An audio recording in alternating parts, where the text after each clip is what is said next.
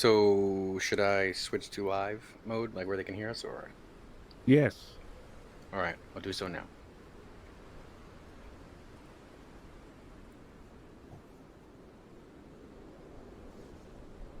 Hello, everyone. Welcome. We are just getting started. We've got a sort of a double stream going on right now, too. Raven Reforged is also streaming this. So if you wanted to check out their stream and say hello to their community, you totally can as well. Welcome. Hi, everybody. We're going to go right into it here in a second, but I just want to say thanks. Welcome. This is my Patreon game. I think we're reaching the last arc, but I'm not entirely sure. This may be the third act of this adventure. It may also not be, depending on how the adventure plays out from here, which I'm pretty excited about. We took a week off last week because of brainworms, but we're back. It was me. I had the brainworms. But we're back, and we're going to get started here in a second. This is a cool, sweet new overlay I made for it, and I wanted to just get back into streaming some things and some games, and here it is. So enjoy, sit back, relax, have fun, blah, blah, blah. And all that goodness. Thank you also, everybody, for the subs and gifts and stuff and things like that as we go. I'm not usually in chat to say thanks and stuff as we go during these games and such. So I feel really bad if I ignore you. But just know that you're all loved. And sit back, enjoy the show. Everybody watching over on Raven Reforged channel, hi, welcome, have fun and enjoy. Ravens will take great care of you, and if you want to, like I said, to hop from my channel over to Ravens, you totally can as well. Like I said, Raven will take great care of you. We are joined today by some of my Patreons. We've had this show going for a while, or this story going for a while. I'm gonna sort of do an impromptu little monologue here in a second to just sort of help and catch you all up to speed. But other than that, let's get started.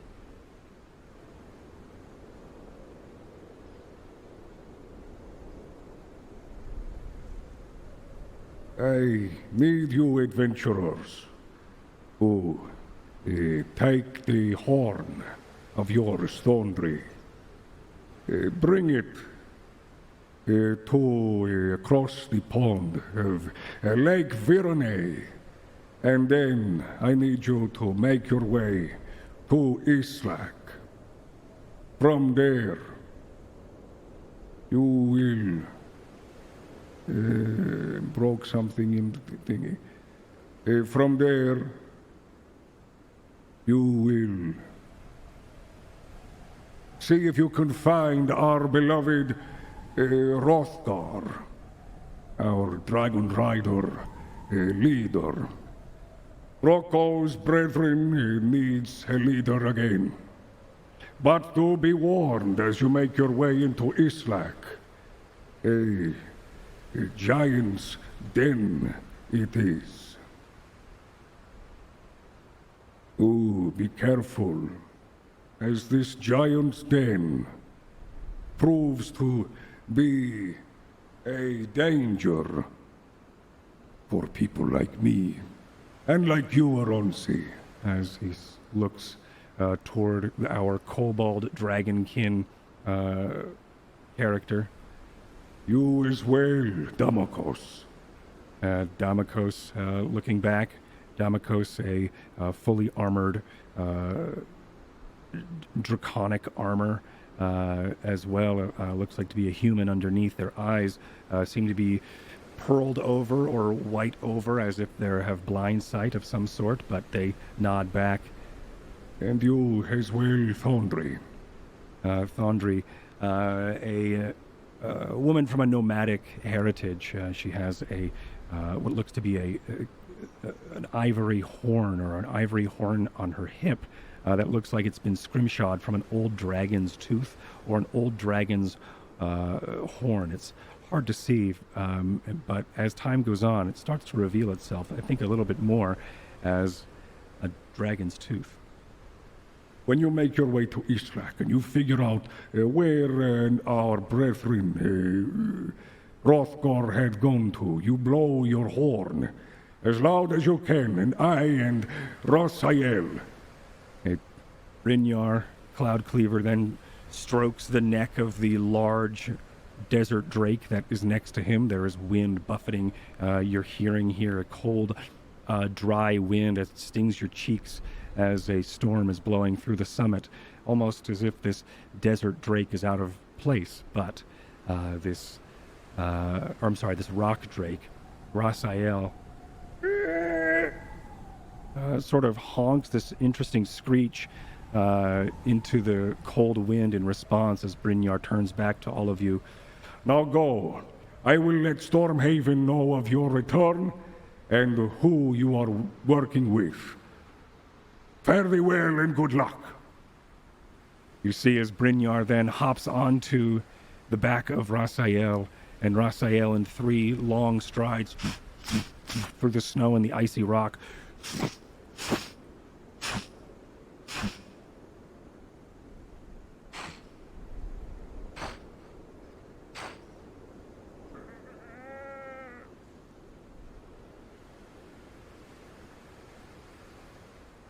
but that was a while ago. As you all begin to make your way toward just up ahead. Actually, let me double check here. My sound may be being crappy poop, as I didn't check that completely. Give me 1 sec. It is. Okay, that should be a little bit louder now. I'm sorry if I'm too loud. But that should be a little bit better for hearing at least. I have to do the whole monologue over. It's me, Brynjar. Anyway, so Brynjar hops on the dragon and flies around Dra'aCo's reach, the large hatchery that has been implemented on the top of this mountainside, where you have all trekked for various reasons to seek out the help of the dragon riders. And he said, I will help you, of course, with all your needs if you help us with this one small task. And he asked you to go and find Hrothgar, their leader. Pretty much, if you were to think of a fraternity, or maybe even like a not a gentleman's club. Hello, winky face. Any sort of like a club. The leader of the club would be Hrothgar here. He just up and left one day. He took his dragon and went with him. The dragon, Brynjar did explain to you all, and is known as a desert drake. I'm sorry, not a desert drake. Excuse me. That's Raphael. Raphael is his dragon, and that's a desert drake. But his dragon is known as a midnight drake. It has, it's black, but it has like this veining purple striations that go down. It's a super veiny dragon, but it's got this, it has like glints of purple that go down the spine of its back and maybe even to the roots of its horns. And they are known for their, their purple, like bright neon pink flames that they would breathe, but also they are known for, amongst the dragon rider community, that they are a sort of a very what's the word? There's a very they're a handful to tame and to ride. More so to tame. Riding is not so hard, but to tame and to create a bond with a midnight drake is very dangerous, because a lot of their magic and a lot of how they, the midnight drakes would communicate would be, of course, through their like psionics. They're more of a psionic dragon innately. There is a bond that you could imprint between one person and another, or one person and a dragon, and through, of course, rigorous training and their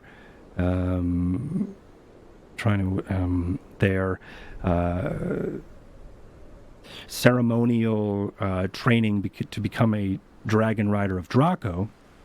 Dra'aCo, of course, being the Nightworm, a god, or at least a godin of this world, or of at least in this northern reach of the spine. Darkness looms always over this polarly locked planet of Hearth. A crystalline moon also just sort of looms around the belt of this polarly locked planet. That crystalline moon is known as Geoloon. Its tears Many of its crystals have been scattered across the surface of Hearth due to a great sundering that happened many ages ago that split the planet Hearth in half. But from some cosmic mystery, the planet was fused back together and is now polar locked, meaning the sun of Hearth is always towards the South Pole, the north always dark. The looming darkness that hangs over the northern space of the Frostburn, which is that Arctic area, which is just above where we are, as we were telling the story. We are here just before the edge of the map. This is Islak, where the party is meant to go to look for a person named Hrothgar.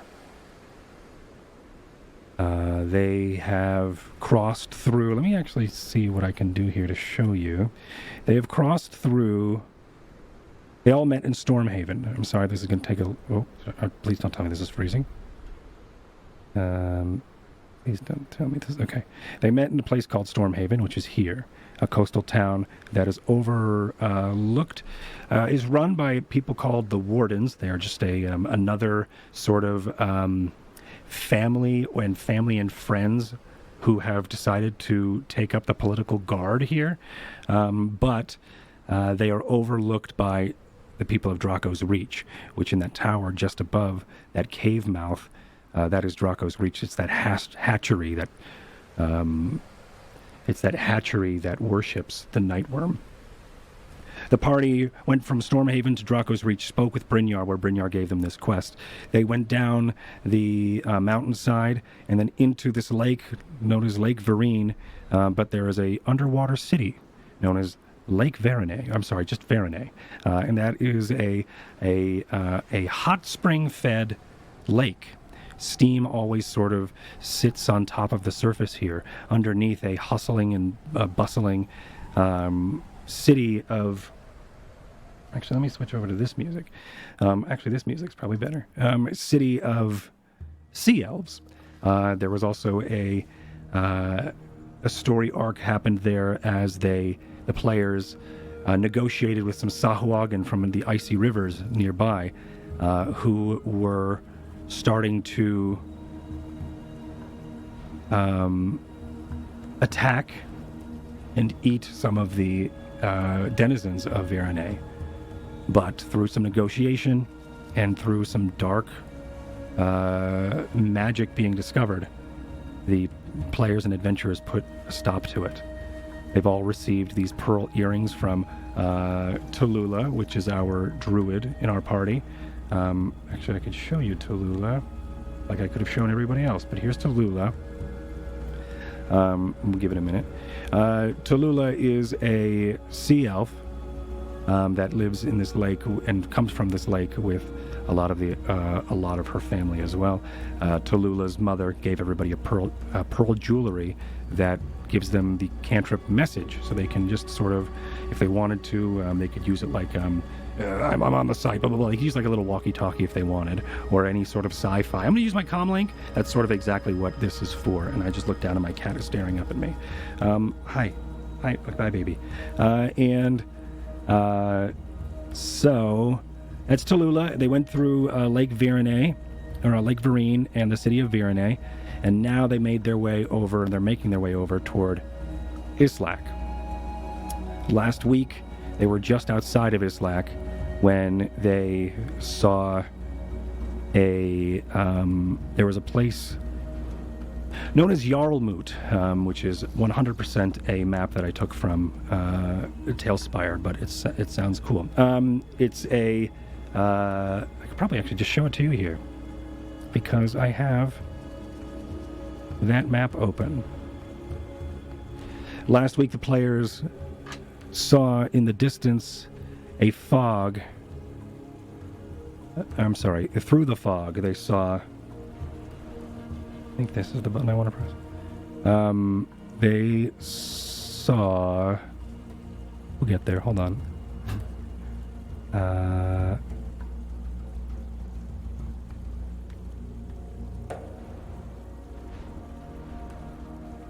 Through the fog, they saw, it looked like it to be some sort of tabletop. But these giant chairs, more than like a Stonehenge, but with these long forgotten stone thrones around this area. And hopefully, is this lagging? It looks like it is lagging. Cool. Love that. All right, well, anyway, that's what that is. I don't know why it's lagging so much, but I'll try to figure that out. Anyway, that's... Ew, what is going on? Anyway, that's Jarlmut. While they were here, they also saw through the fog a large, giant ghost. This ghost of a giant also had a large bear, and it was sort of sniffing through the air, and it seemed as if it was sniffing the Spellwind itself. The Spellwind is a volatile magic fifth element that sort of is like quantum wind. It blows through the world anti-windward. Whichever the wind is blowing may not be which way the Spellwind is blowing. This quantum wind is made up from, people assume, particles of Geoloon, that crystalline alien moon that showed up and split the planet during the Sundering. That is where people decide to, and over time have learned how to sculpt and regulate and change reality using this wind. Unlike the Forgotten Realms setting, where there's a weave that is just sort of like this web through the entire world and through all living things and blah, blah, blah. In this one, in Spellwind, this wind, this fifth element of the Spellwind, is how people cast their magic. It shows up in various different ways for various people, and a lot, if you are a wizard or a druid or a sorcerer, then you can utilize the Spellwind however which way you've learned either the mathematics of how the wind would blow, or whether or not you just feel and your personality can just what's the word? Ride on the wind. And if you are someone who is more divine or spiritual, then there are other things. There are gods. There are either the goddesses who are feminine, there are the godin who are male, and then there are just gods who are any, all, and none. But that is a quick crash course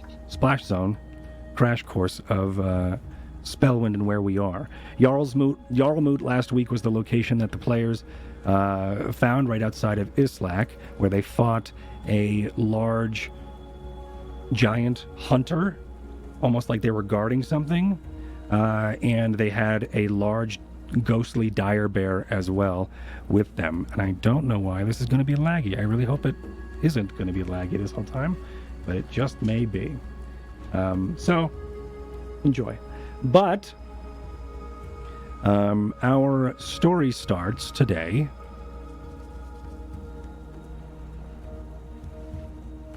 as you all... Actually, I have a picture of... I have a little bit of art that was made by the almighty artificial intelligence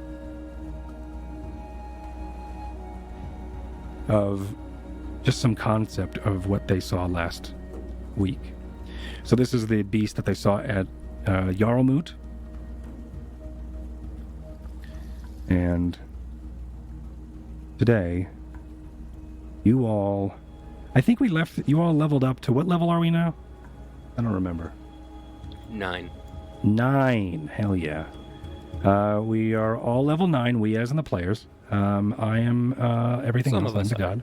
Some of us are level 9, some of us aren't. Some people forgot. Some people also just chose not to, which is super cool. I love it when people do that, because they're like, I don't necessarily think that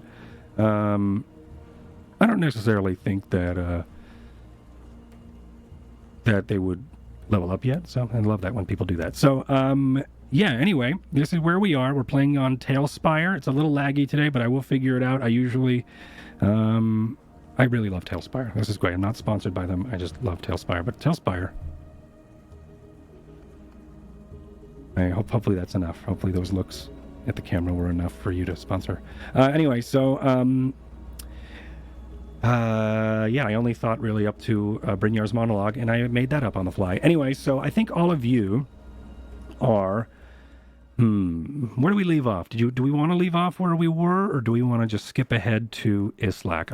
It's completely up to you. I knew that you all were inside your home at one point. Well, I know that for sure I need to figure out what's going on with my weapon. That's true. That's a great place to go. That is a really good place to start. Okay, so there was just to catch some people up on some things, we also hold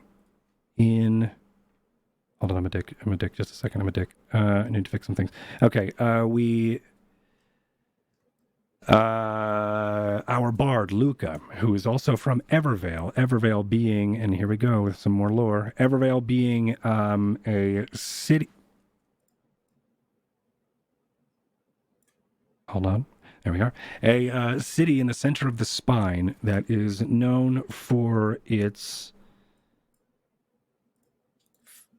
It's known for its brioche buns, thank you. And it's also known for the Crusades, the Spellkin Crusades, where the king, Rolthane, also known as the God King, has decreed that all Spellkin, or all those who are practitioners of magic and the Spellwind, would make their pilgrimage to Evervale and bend the knee and swear fealty to the God King Rolthane, so they then could be sanctioned with a arcane mark on their face to always show that they are allowed to practice magic in, of course, the God King's name. Almost like that this person is trying to force his own deity on others. But that is a sort of the God King's crusade, the Spellkin Crusades, and what people are doing. Luca, our bard, is on the run from Evervale.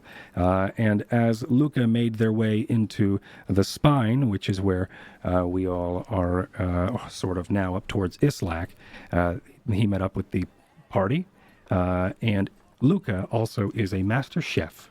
Luca also, we have realized, has stolen something. And we've recently realized that something is his arcane house. He has a small toy house that can then blow up into a large cottage. And inside that cottage, much like the TARDIS in Doctor Who, it is much larger on the inside. I've also granted Luca and Nito, our player of Luca, every time we level up, he can add a room to our TARDIS-like place. So our home base travels with us, and that is this arcane place. Let me bring us over to that area. When we've been calling it the Lucasa, because it is Luca's casa. Let me go ahead and bring us on over to here, and let me switch us into some weird Lucasa zone. Here we go. And I think... So where were we? We had... What was that? Luca Magic, baby. Luca Magic, that's right. As I was like, looks like I was editing this and I fucked up something. Anyway, here is the home of the Lucasa. Inside, it's in this weird interdimensional space that, of course, is not going to be shown very well while I lag through this. That is annoying. I wonder how I can fix that. Let me see if a windowed mode helps. Doesn't look like it. Anyway, I will just leave us here. As I suggest borderless window. It cuts the lag for me a lot. That's what I did. Let me see here. Okay. Yeah, I will. It was really I'll do this. I will do. Is there a borderless on here? No, I haven't used what's it called in a long time, OBS, and I have to use OBS and its virtual camera to get this to my other computer. So. Oh, geez. Yeah. So give me 1 second as I try to figure. Heard it right here, folks. Everybody, we need some donations for Myth to get a new processor. No, I'm fine. I do not need a new processor. No, I've already spent way too much money getting a new processor for Star Citizen. So it's not even that. It's just me not knowing what I'm doing. Yeah. So you did just do that. before people start throwing money at me. That's me now. No, that you don't do that. Because it'll make me feel horrible. Because anyway, go ahead. We are in the Lucasa. I'm gonna fuck around with this audio shit, and you all enjoy whatever it is that you're doing. Oh, right. Little update for everybody. Luca has this large, it looks like a fillet knife. I was looking at it, and it looks like the Raven knife I'm making on my other streams, which is blacksmithing streams. But a large sashimi knife that grows, and it says Eldritch Blade. It grows before he fights, and also, ladies, and also it has he has a deck of many things. This is what it was his birthday, like in October, right? When was my birthday? Yeah, close enough. Hell yeah, close enough in October, September. Doesn't matter. No, anyway, November, but it's fine. November. I was 50-50 shot the other way. Anyway, they got a deck of many things for their birthday. The first card they drew was a Reaper, so they had to kill the Grim Reaper or else die, and no one could help them. So they ended up killing them, and it was awesome. And their blade, Eldritch Blade, killed it, and then sucked the life out of the unlife out of this Reaper, and has become a cursed blade. The players watched recently in this weird side quest Luca murder a bunch of people because they were people who were trying to hunt down and track down Luca. So Luca took care of them. Luca also saw in one of his cards that he had to take care of the people outside. And it was just this really interesting RP and roleplay that Nito did, where he was reading the cards and was like, I have to do this alone. So he locked everybody inside this house, closed it down into a small toy, and then slaughtered a bunch of people out front. And now the players are like, or the characters are like, what? Why did you do that? And they have Luca's blade sort of hostage. They don't necessarily know what to do. The last fight with that ghost giant, Luca didn't fight. Luca did good bard stuff, but Luca didn't do good combat stuff, or it wasn't directly involved with the melee like Luca usually is. So it was really kind of cool to see, because we never got to figure out and have this scene that we're about to with what happens with Luca's blade. So it's kind of cool that we're doing this now. So thank you very much for bringing that up and reminding me. We're gonna take a break. No, we're gonna take it from where. Imagine, and we're taking a break, everybody. Thank you. And that was great. And that's it. That's the episode. As it's just me talking about it and then leaving. And then a recap this week, folks. It was just a recap episode, exactly. As you are all inside the Lucasa, there is a small whirring construct. Looks like a gold man. If I were to put him in normal. Modern times, I would say an astronaut, because that's what the mini is. But it's like this small gnome-sized astronaut-looking, more gnomish looking mechanical creature who comes with the house. His name is Winston, and he is the caretaker of the home. And he is sort of whirring around, and as you are all sort of doing whatever it is you're doing. What are you all doing as you are in here? We can go around and talk about what it is you're doing, or we can go into the scene. It doesn't matter. It's completely up to you. Dra'aCo's would be inside wherever we have like a little meeting room, anything, any place where we normally would meet. They're like at the end of the table with a box in front of them. Okay. About a foot wide, or just a wooden box. Okay. Also, Myth, we're not on the record. We're not on the overlay? right map. What do you mean? Oh, no. Oh, it's just me. Just me over here. No one else is over here. All right. Yeah, you're right. Thank you. Selfish. Yep. This is just for me, and you're all here. Welcome to my party, and you're all invited. Welcome to my birthday party, and you're there. We are perfect. Like my favorite style of DMing, where it's like, this is just my story, and you all just happen to be in it. Okay, cool. Welcome to the bright board. I think your characters aren't here. Let me do that too. Let me actually put some music in. Is this the music?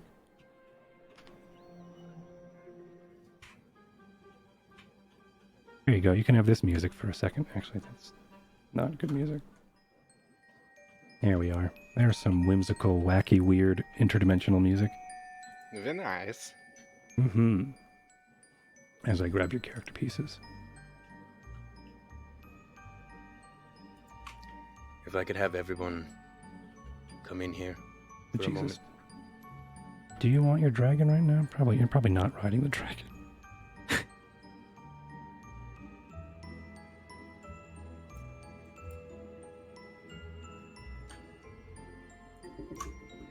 No, yeah, the dragon's sitting in the seat.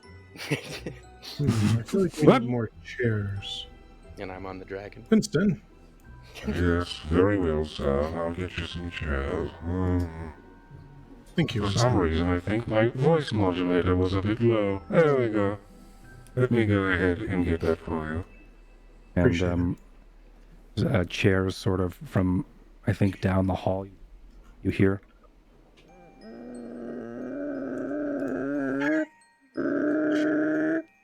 This dude can teleport. As yep, he can, but he's still for some reason dragging these chairs from the, and you hear as these chairs start to go up the stairs, and then one comes dragging into the room. There you are, sir. And then Another? I love you, Winston. Yeah, Winston. Why don't you bring enough chairs for everyone? And maybe just maybe, we should buy some more chairs. No, sir. Would you like me to buy more chairs? No. Yeah, sure. Why don't you go buy some chairs? I will be back. as And how much do chairs? he's already cost? gone. I was gonna give him money, but okay. Oh wait, Oh no, no, because he has access. Yeah, he has your charge Your card. purse? He has It's access not to a your lighter. purse.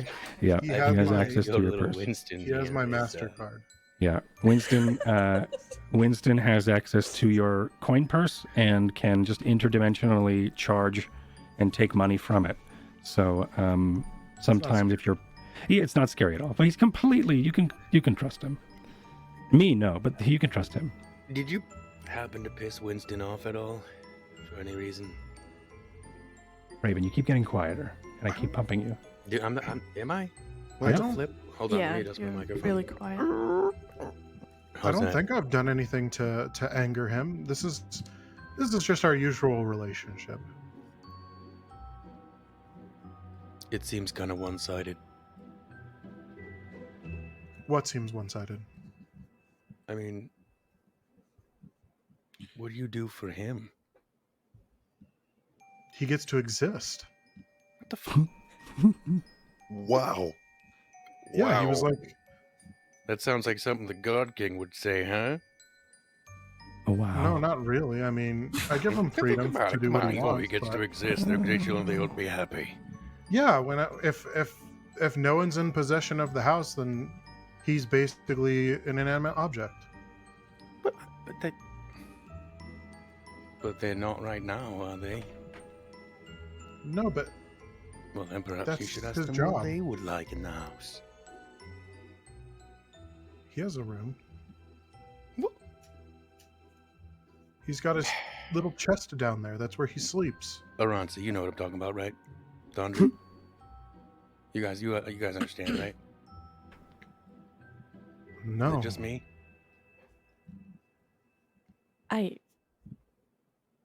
Sure.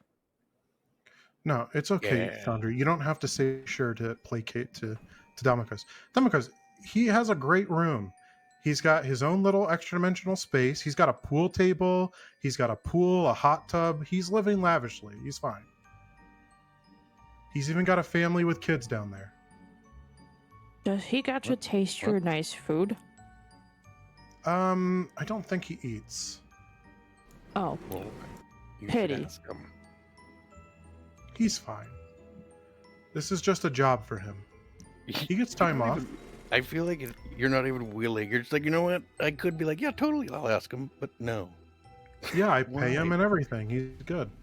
He just doesn't seem too happy, that's all. Maybe, you know? He's just not a happy person usually. Wait, Winston's got kids? Yeah, he's got a son and a daughter, and he's got a really beautiful mechanical wife. Says our ice kobold friend. Ice white now. Once was rustic brown, but recently has molted into a white-scaled kobold. Yeah, there's little Windina and Winston Jr., and then he's Windina. got his wife Westera. Mm-hmm. I love it. how come we've never met them? Because they have their own home. Oh, they don't live here. Okay, I get Well, it. I sort get of. it. Hello, sir. I have A drunk arrived. family. Yeah, Winston. You Yeah. know the little crate that you go into, right? Hmm? Yeah, you know how My there's like home. there's an entire another space down there that Winston and his family live in. Is that true, Winston? Winston Or does sort he of. just lock you in a box like a bastard. Winston then turns and looks at all of you, hovering. There's like this little like bubbles, jets that are sort of shooting up from them as what's going on? There he is. As he sort of turns and looks at all of you and goes, What did he tell you?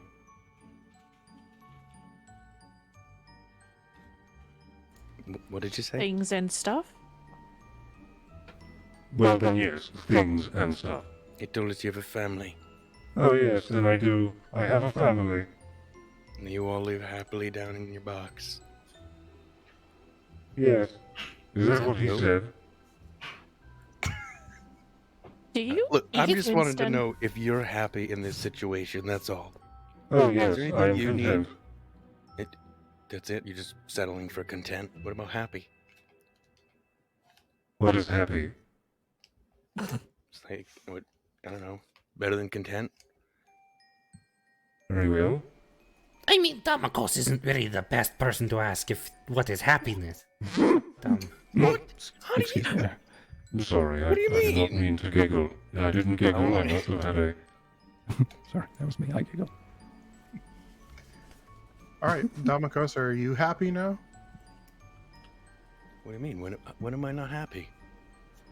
Oh no, it just seems like a lot of your drive isn't for happiness. Like Luca, he spends all his gold on whatever to make him happy. You do things. You're about obligation. It's a duty, you know. It's admirable, really, but I don't think it's happiness. Well, the Sounds duty to kick her exhausting. booty. The Red Queens. Oh, that's right. She's not doing well, is she? No, and she won't be when we get back. Whatever that is. And that does bring us, though, to the matter of the sword, does it not? By the way, As we all where's have a duty Thondre? here. Oh yes, here you all are. Thondre, what are you Yes. doing outside? Oh yeah, Thundery's on the roof. My bad. Whoops. No, Deep breathing exercises. Yeah, Thundery's doing Like, yoga. the now. magic in here is fucked up. I don't know what it's not me. It's not me, I'm telling you. My right? bad. I put Thondre on the board and then never retrieved her. All right. Perfect, perfect. There Mine's you are. 50K Sorry. I saw her moving around on the roof outside. Yeah, I've been and you're trying like, to get "Something's wrong." inside. Yeah, you have to go through one of the windows or through the front door. I've tried. It didn't work. Got her. Sorry. Sorry. Walked Oh, outside. there you are, Gotta give Thondre. credit. Next time we really need a balcony in here. I didn't say a word, just we're in the middle of the role play, just silently struggling trying to get in. You see the icon Yeah, the dancing doors are around locked. back. Doors jingling. Yep. You can just imagine, there's a fucking goddamn building, fucking windows. All right, sorry. Someone was saying that they had something they wanted to discuss, right? Yeah, me. I did. Oh yeah. What's up with that box? Yeah, what's Dra'aCo's in the just box? sort of stands up. It does look What's like a in very the decorative box? box. What's in the fucking box? Looks like a very decorative box. It does have kind of a reptilian-looking sort of calligraphy in it. Design work etched in. We owe you this. Here you go. This is for you. Keep the box. It's one of a kind, pretty much. Wait, who are you giving this to? You. Oh. Oh my! What a beautiful box. What a box. What do you use it for? It Dra'aCo's holds things. passes the box over toward Luca. It holds things. It's a box. What's in it is for you. You can take the box too if you'd like. I want the box back. It's like part of my culture. I figured you might like it. Oh. Interesting. Okay. I'll open the box and look inside. The lid opens. And you, What's inside? you'll see. It looks like there previously was either a small sword or some sort of dagger inside this large cavity that's in this. It looks to be leather with bumped leather. I don't know what you would call that, like reptilian skin. You could tell it's of some type of reptile. Ostrich leather? No, not this time. Weird nippled leather. Yeah, it's weird. Um, But inside is your weapon. oh, It's kind of big. It's like just sitting in the gap, but it is in there. okay.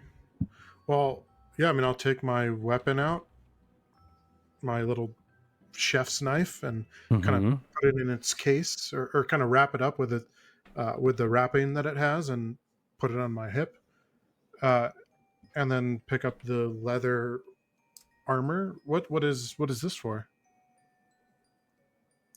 So inside the box is just there's leather, like that's instead of velvet. Oh, it's not armor. My bad. Right, yeah. Inside the box is like it's just leather that's made Okay. of a reptilian scale, like snake. It looks like. So I assume you. Oh, okay. So yeah, I'll take the blade then. I assume that means that you guys investigated and found everything was okay. I'll be honest, I forgot to give you the knife before the last fight. Obviously, I didn't even know we were gonna have it, but I'll be honest. And when the fight started, I was like, "Oh fuck." Well, all right. Oh well, it's because I thought Tallulah said she wanted to investigate the weapon.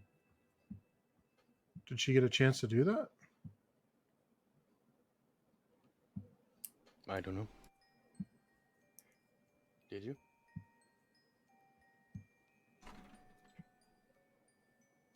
Not yet.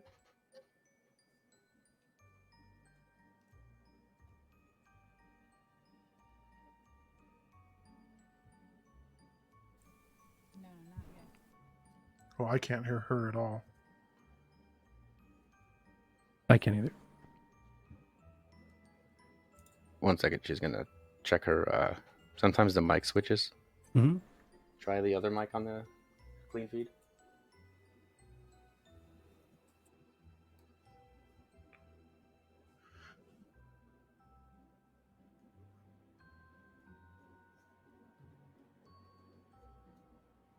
Man, it still looks like it's laggy as fuck. What's going on? Is that better?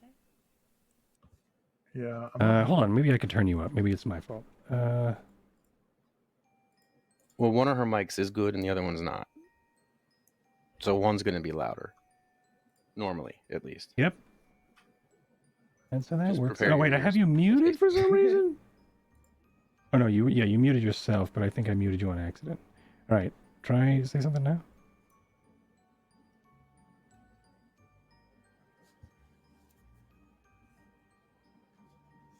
Sequoia. Is that better? Yes, say something now. Hello? Perfect. One more time. Hello, hello. Okay. I'm gonna do a. All right, now say something. Hello? All right, perfect. Yeah, that's much better. Great. Mm-hmm.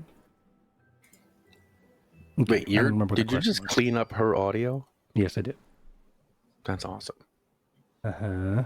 I just realized that. That's That's clean feed. very fucking nice. Mm-hmm. That's why I fucking It's pay awesome. for it. I'm just kidding. Oh man, that'd be nice. But yeah. Anyway, what was the question? What was going on? I'm sorry. So I was just asking Tallulah if she still wanted to investigate the blade, since that was originally what she wanted to do when Dra'aCo's first took it from me. Yes, I can do that before you take it back. Okay. Well, yeah. So, Myth, in that case, do you want to just... I can hand it over to her, or do you want to retcon it and say that, like, she's the one who... She had it? Yeah, we'll just do that. She had it. Or you can give it to her, because, I mean, you've... Well, yeah, that's Let's just fine. say you gave I'll it to her, give yeah. it to her now, yeah. Yeah, Okay, sorry, well, I'm Yeah, here you go, still Tallulah. fucking around And with this. figure, and then I guess whenever you feel comfortable, and once you've looked into the knife enough, just go ahead and give it back to me. I've got an extra chef's knife anyway, so I guess I can just use that to cook until I get this one back. Okay. It shouldn't take too long, and I'll get it back as soon as I can. All right, and then yeah, I'll hand it over to her. Okay.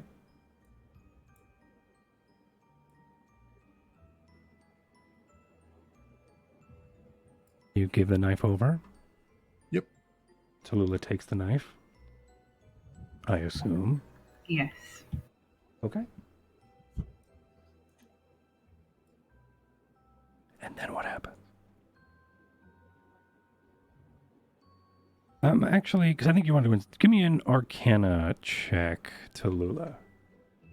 Okay.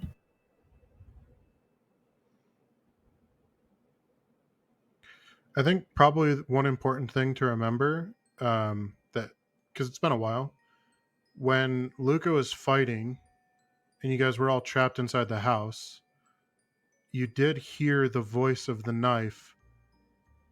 I think, Cord, you described it as like it talked in all different languages, right? It did, yeah. And it was constantly just saying rip and tear and blood and drink and shit like that. Mm-hmm. It was very thirsty for a It was blade. fucking weird, is what it was. That is true. I may try. 18. 18. Okay, with an 18, did you dispel the blade? I know you were going to. I think you She did cast Dispel Magic in the middle of my fight. So I just killed them with So right magic. now it's sort of dormant, or it was. Yeah, it's currently in its like dormant knife form. Yeah, with an 18, I think you don't feel the dangerous like magic and like the nefarious pull that you felt towards this knife isn't tugging at you anymore, Tallulah. Almost as if the knife is either inane and is more docile, or it is less. It's not. It seems to be just a normal knife at this point, as you have dispelled the magic from it. As far as removing any sort of curse from it, you are uncertain. It doesn't feel cursed at the moment. But with an 18, you know enough that it is at least dormant for now. The magic or the sentience or whatever it may be may come back. But right now, it's almost as if the blade is hibernating and you put it to sleep.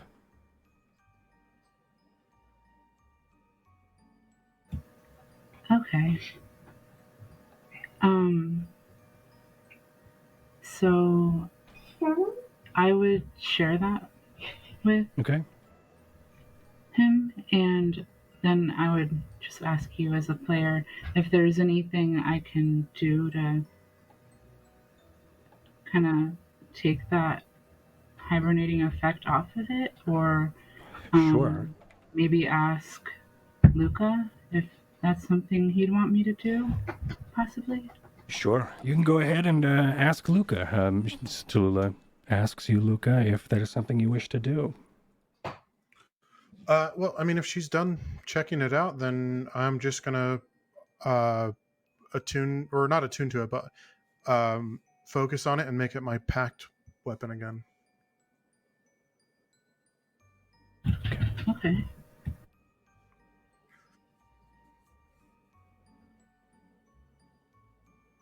Okay. Luca, As you... Go ahead. you once asked me,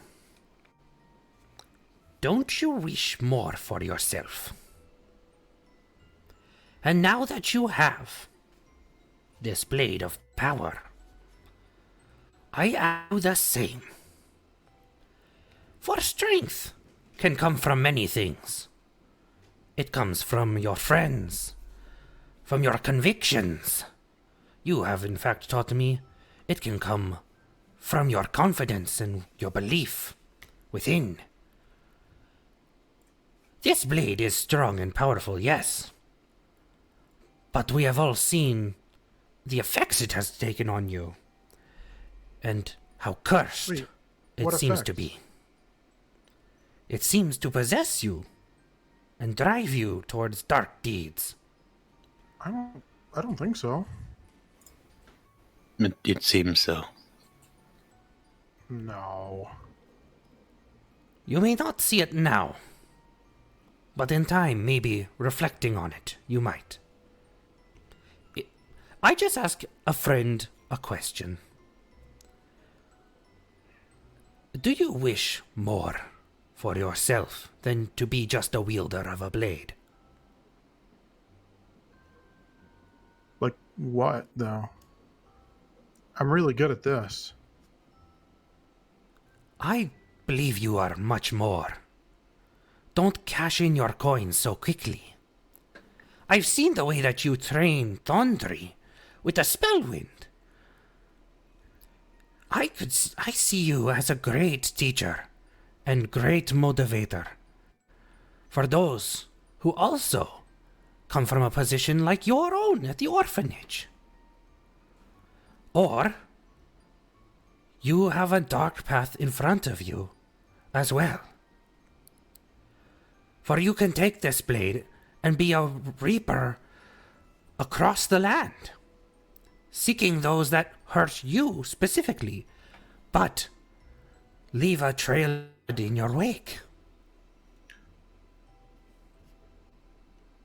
I only ask that you ask for more as well.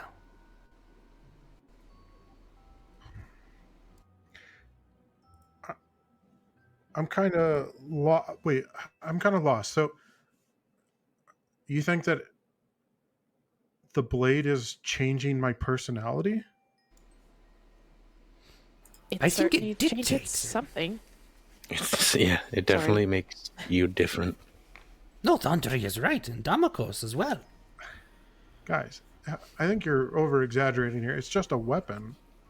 I mean, it is a special weapon, but you know, it's just a weapon that lets me channel my powers through it. To what cost or effect? Am I needed here anymore, sir? No, you can head him. And Tell the kids I said hello. Is there anything you want? No, I'm all right. Thank you very There's much. gotta be some. What about your kids? Do they need anything? You lady? No, I'm all right. Thank you. No. Good job, Damokos. You proved me wrong. About what? Nothing. All right. So, What the yeah, hell's that I mean? don't know what you guys are talking about. Like this, it's just a blade. It's just it lets me channel my magic into it. That's it. It's not like it has like some control over me. So, for the time being, I would just be wrapping the blade back up and putting it in the box that Damokos gave it in, and just Okay. holding it instead of holding the knife with my Sure. hand. You put it back in for the time being. You wrapped it up and put it back in the box. Yes, because Sure. everybody else Are you is closing the bringing up- box, or are we just keeping it there as the center of the, like on display as the center of the conversation, or are you just sort of like locking it up and putting it away? Yeah, just closing it. Okay, sure.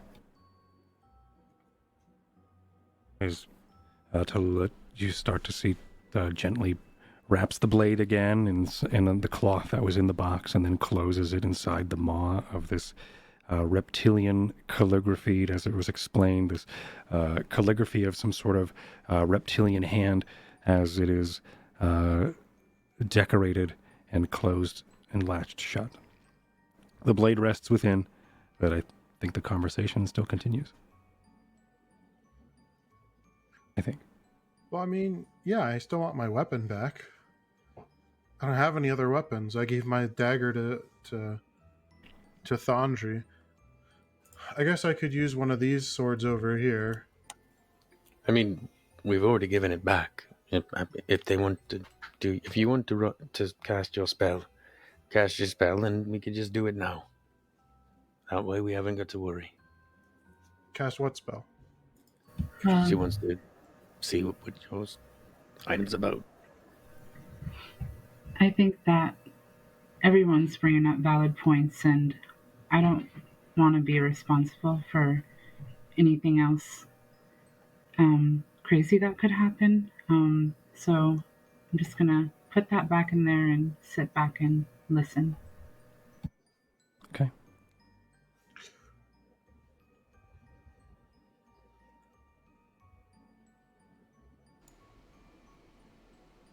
Ultimately, Damokos, I mean, it is Luca's choice.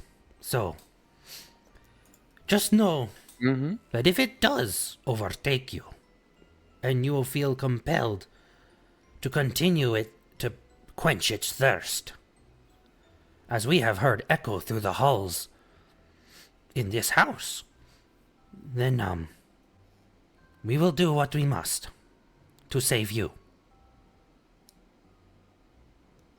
For we care about you, Luca. That's all I have to say.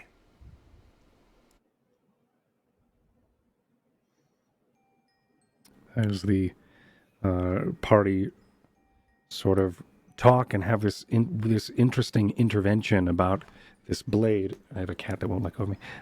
About this blade, Luca sort of, I would assume, is left with this. What are you feeling now, Luca?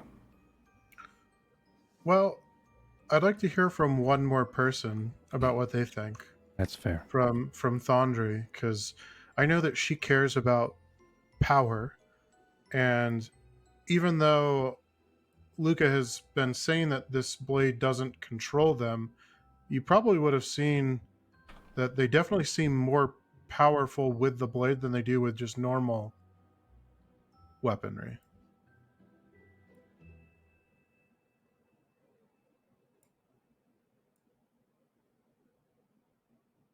Is this I directed towards think- Thundry? I'm sorry. Thundry Yeah. did. Okay. Sorry. No, don't Um, worry. I didn't realize I was muted at first. That's why it took me a while. Perfect. Classic. I think you should take the blade and use it. But even though we're friends, if you get out of control, I cannot guarantee your safety if anyone else's safety is in danger. It did change you, Luca. We all saw it. It changed you.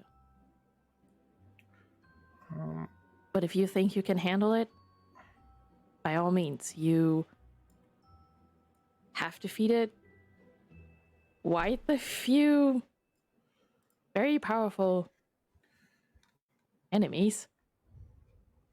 And if we're up against these giants, if everything goes wrong, we will need that strength.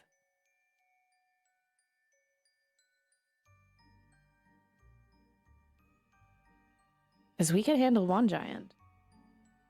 But if we're about to head into Islak and there is a whole bunch of them and they turn against us, we will need all the strength we can get. And if that blade makes you stronger, you should keep it. I've got this. I'll be able to talk to him. I didn't say you don't. I'm just... Oh, I know. I just mean, I'm confident that it's going to be all right. You can never trust a giant. That's all I'm saying. I know. Yeah, I know. That's true. Okay. How about this? For the blade, I'll leave it for now. I'll use one of these swords over here, and I'll just pick up a long sword. We've already given it back to you, though. No, it's fine. That's what we're saying. Because you guys are saying that you're worried, so I'll leave it for now. And if I feel like I need it later, I can always grab it. But for now, I'll just use a different weapon. I have another question for you guys. In the honor of being honest and putting everything on the table, I'd like to pull some more of these. And I pull out the deck of many. Oh my god. All right. Fuck it. What's the worst that could happen at this point? A lot of things. Honestly, I don't know how bad Dra'aCo's doesn't know that. Oh, I know. I will say, out of all the cards I've pulled, the majority of them have been overwhelmingly positive. So I'm thinking It could only be a good thing. Yeah, I'm thinking that maybe the deck has mostly good things, but has some bad things. Do you want one of us to pull it? Is that what you're trying to get at? Well, I'm thinking we could all pull some cards. Okay. Did you want to pull first, Dra'aCo's? Fuck it. I don't care. I pulled and it was great. Yeah. I saw Dra'aCo. Oh yeah, show him your jug thing that you got from one of the cards. Wait, you saw your Dra'aCo? jug thing. Yes, no, I had a vision and I spoke to Dra'aCo. I think I told you guys this in that drunken stupor. Yeah, you also got an Yeah, item. but you were drunk. I thought, Yeah. No, it's Thought real. it was just a drunk dream. Yeah, and Fucking- it's also why I knew that I had to defeat those people on my own, because the cards told me. But Because it cards told still you. sounds like bullshit. Prophecy, yeah. No, he did Yeah. explain that to us during the Zone of Truth. But no, you have that item, Aranti, that you got. What? Show him. Oh yeah, no, the card turned into an alchemical jug, so we can put wine and things in it. We also got this pouch of. It doesn't seem to have anything in it. There's a weight to it, but every time I look, there's nothing inside. It's weird. Can I take a look? Sure. I don't remember giving that to you. It's a heavy sack. No. It's a tiny little pouch for meta. It's okay. dust appearance. It's not a bag of holding. dust Okay. Yeah, no. See, here you go. Take the pouch. You feel that weight? It has a little bit of. So it's invisible It's got a dust. weight to that sack. Perfect. Does. It feels But look like inside. it feels like there is substance inside. It sloshes around as if there is sand inside, but you look in, there's nothing. What? But how? I You don't see feel it anything. around, But you jostle it in your Really? palm, and it sags and dances around as it would, Can I as if try it had anything. can I try to empty it? Like, turn it upside down. You totally See if can. anything Well, comes out. You If totally you want, can. I do have identify. Yeah, I don't care about that. Okay, so you Probably flip it doesn't- over and turn it upside down. I doesn't need care. everybody Yeah. who Oh, can no. cast a spell to roll a Arcana, Oh, Jesus. which I think is everyone. Everyone roll an Arcana check. Oh, right. Roll on Tailspire. You gotta do it in game. I forgot. Tailspire. Okay. Not to be Oh my confused with God. Crossfire. That's right. Roll a nat 1? Yeah. Okay, interesting. She did. What's your Why bonus? did it have to be me? That's really good. And I'm gonna turn into. So that's a Uh, 17 for Tallulah. 17 for Tallulah, thank you. And then for Luca? Nicholas. Oh, I just realized that I'm Luca in, rolled a 9. I'm in a weird mode. I'm in camera mode, so I can't see the rolls. Okay. Oh, and I rolled a 1. And Perfect. Dra'aCo's rolled a 1 as well. Fuck me. My And dice didn't even roll. It just fucking dropped. and Aransi. Same. We're fucked. We need to install that roller thing. I rolled a that 14. Josh found. That way Okay. we don't have to Let me worry. take a look at the rolls here. So we got 16. I always forget. And Tallulah got a 17. Okay, so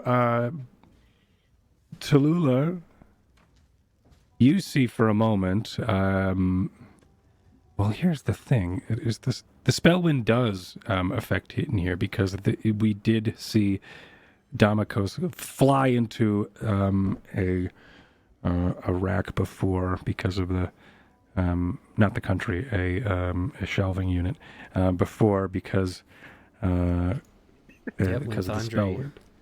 Andre. Yeah. So I think what happens here is Thondri, both you and Dra'aCo's, you see this happen. Tallulah, you see the lavender spellwind sort of blows through the area, and as you do, you start to see a glittering of purple sort of interact with this invisible dust that sort of is pouring out of the sack. And as it does, you see much like dry sand on a playground or maybe a dry silt on a dirt road or a dirt path, you would, and maybe this is something that Tallulah doesn't see often, but maybe it's interesting here because she's from underwater and doesn't see a lot of this. But as like this dust would fall and cloud as it would, the pebbles and grit would fall to the ground, and then the dust would sort of leave this dust cloud. But imagine the grit is glittered, and the dust cloud is like this lavender spellwind. It's sort of blowing and spiraling, not in a way that wind would blow or gust of dust, but you do see it has like these tendrils of like each mote of this glittering invisible to the normal eye, to the unspellkind eye, this glittery grit, this glit, if I should call it grit, if you will, begins to sort of fall down to the ground, and as it does, it sort of disappears. But the dust that in this dust mote, the trail that it leaves, you see it erratically spider out in these different sort of patterns and paths, as if Spellwind interacts strangely in this area. The clouds and these chaotic motes that sort of the dust motes that sort of reach out. One is inhaled by the unlucky two, Thondri and Dra'aCo's, as I think maybe the two others at this moment were exhaling, or maybe the moat dust didn't get close enough to them. But as they were inhaling for either a giggle or a laugh, or even to about to say something, they inhale, and as they do, both Thondri, you and Dra'aCo's start to then feel this dryness of your mouth for a moment, and you begin to cough. And as you do, in the first cough, you go invisible.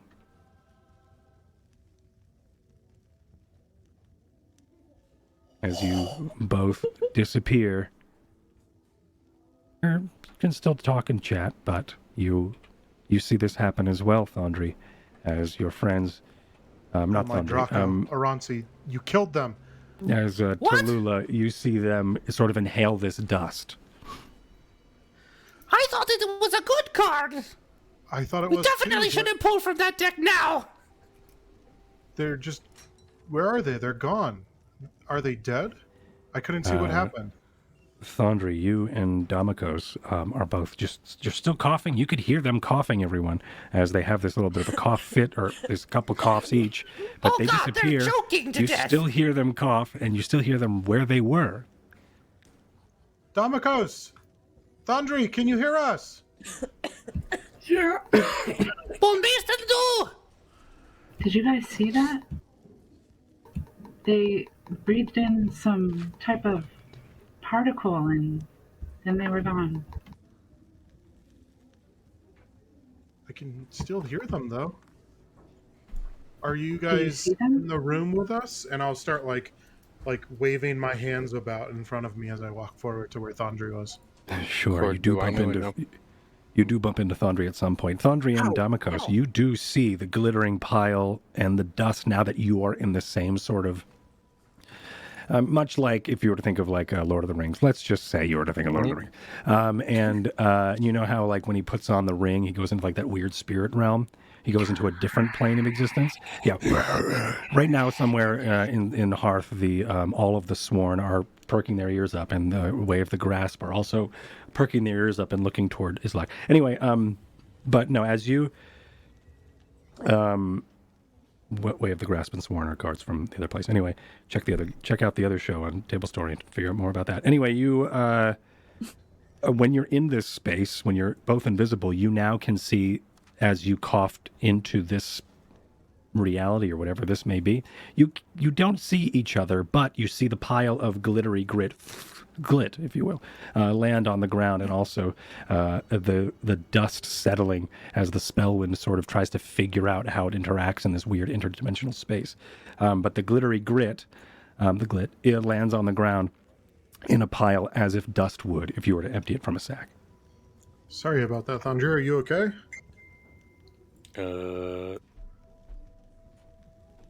You have a message, sir. Can't you see we're busy right now? Sorry, I will let them know. Cough once if you can hear me. Sorry, that was mean of me. I'm sorry, I'll take the message, but... No, I've already ignored it. Oh, okay, thanks. That's canon now. Every time you're inside and I hear a phone noise, it's a message from someone. Or someone's interacting with the cottage. You wake up out when we get out of the house with a nasty case of tinnitus. Yeah, exactly. Don't let Luke out of the house when there's one. Thondri, are you there? I feel like I bumped into you, but... That hurt, by the way. Oh, sorry. Are you okay? I guess. Wait, I can see Luca, right? Yeah, you can see everyone.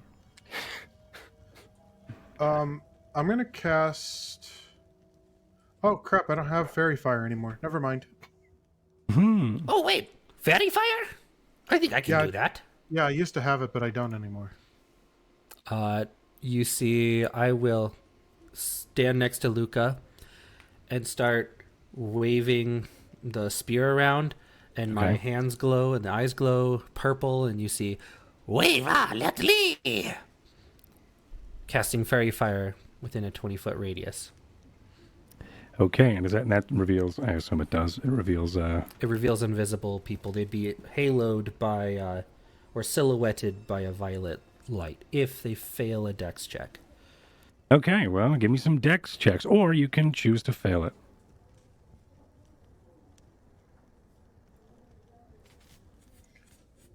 Yeah, I mean, I'll just fail.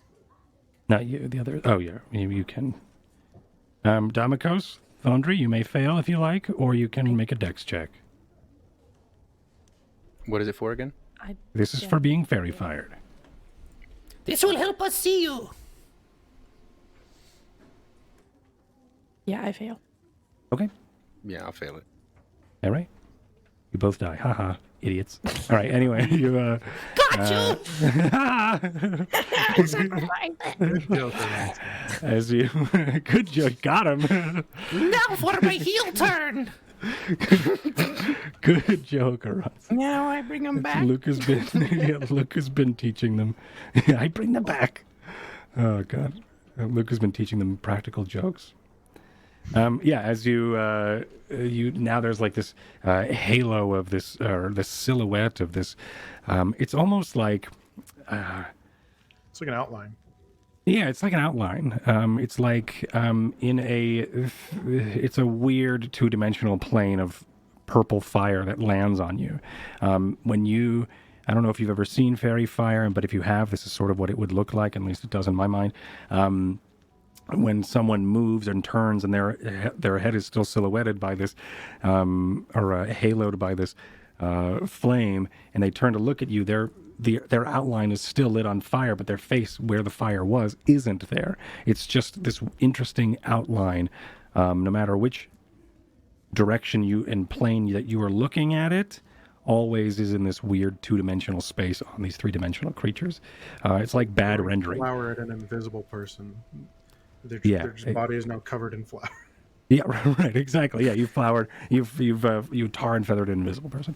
Yeah, is now that the outline of them is covered in fire. Oh, that's what you mean. I was thinking of literally a two-dimensional plane. Yeah, I like that way more. It's like they're being tarred, feathered, or baby powdered, or floured as an invisible person. So their bodies are covered in fire. It's not painful at all, but it's like these small purple flames that are licking up randomly throughout their body. And sometimes you could see their clothes underneath, almost like if you're looking through the flames, you can see them. But you're seeing more of the fire than you do them. Oh, great Draco. It's real weird, but it worked. Okay. Well, That we can must at be a least- void sack. A void sack. I'm not sure what that means, but we can at least No, see they're you in guys the now. plane of Draco. Like they're here, but not here. They've entered his domain. I'm not too familiar It's a miracle. with Dra'aCo, but if I had to take my best guess, I think they're just invisible. Oh. And I Okay. think with some deduction, you are able to figure out that this is a dust of disappearing. You may collect the dust off of the floor if you like, but all of the contents of that pouch are on the floor. You may, if you like, the invisible people, harvest it if you wanted. Winston, can you grab me a broom and dustpan, please? Very well, sir. What happened? Did someone had an accident. Ronzi throw up again? No, this wasn't Aranzi's fault this time. Oh, very. Oh, very well. One moment. And as you hear, as it gets closer, and there is out around the corner comes the construct of Winston, as this little gnomish butler sort of flies in like a weird Jetson sound effect, and then begins to clean. I think actually they turn into a large, thick coin, and they fall to the ground, and then they start sweeping like a Roomba as they start to clean up the area. Okay. This Thank is you. good though. Yeah, see, Luca, but- we could use this. Yeah, exactly. But this just shows that the deck, yeah, it has some possible bad things, but I mean, it gave us 2 really awesome magic items. That's true. So yeah, I think we should all pull some cards from it. All right. Who wants to go first? Dra'aCo's raises their hand. Okay. I'll fucking do it. If I can do. Okay. All right, I As hold you- out the deck. Okay, and then just grab the top card and flip it over. Okay. You pull the top card. The top card. The top card, right? We Isn't that know what what you're that supposed to card do? is already. No, it's because Luca 5 of skulls. Luca picked a card earlier, and that card let Luca look at the card and then put it back on top. Right. That's right. So Luca already knows what this card is. The 5 of skulls. Yep. The 5 of skulls. Probably. Raven, if you can just do me a favor, go to Beyond 20, access characters, and just hit that delete button on Dra'aCo's real quick. If only. Yeah. Luca used one of the most powerful cards in the deck to check whether or not the next card was a good one. Yeah, that's true. 5 of skulls. Because he was drunk and he was like, that's the most important thing right now. Interesting. What else would you use it on? I can't even think of anything else to use it on. Yep. I can think of plenty of things to use on now, but yeah, in the moment he was drunk and he was like, oh yeah, I don't have to worry about long-term consequences. Just use it now. 5 of skulls. Okay. You see. Oh hell yeah! I actually have a really So where's my good. Drake? Your Drake's just sitting in the corner, like you said it was. Okay. I have a really surprising thing that I can sort of just do here. Surprising as in I'm surprised that I even have it available. Okay, so what I think you see happens here, Raven and Dra'aCo's. The reason why I giggle, I'll tell you in a second. Oh, boy. You have a flash. A flash like someone opens up the trench coat in front of you. You have like this flash vision. And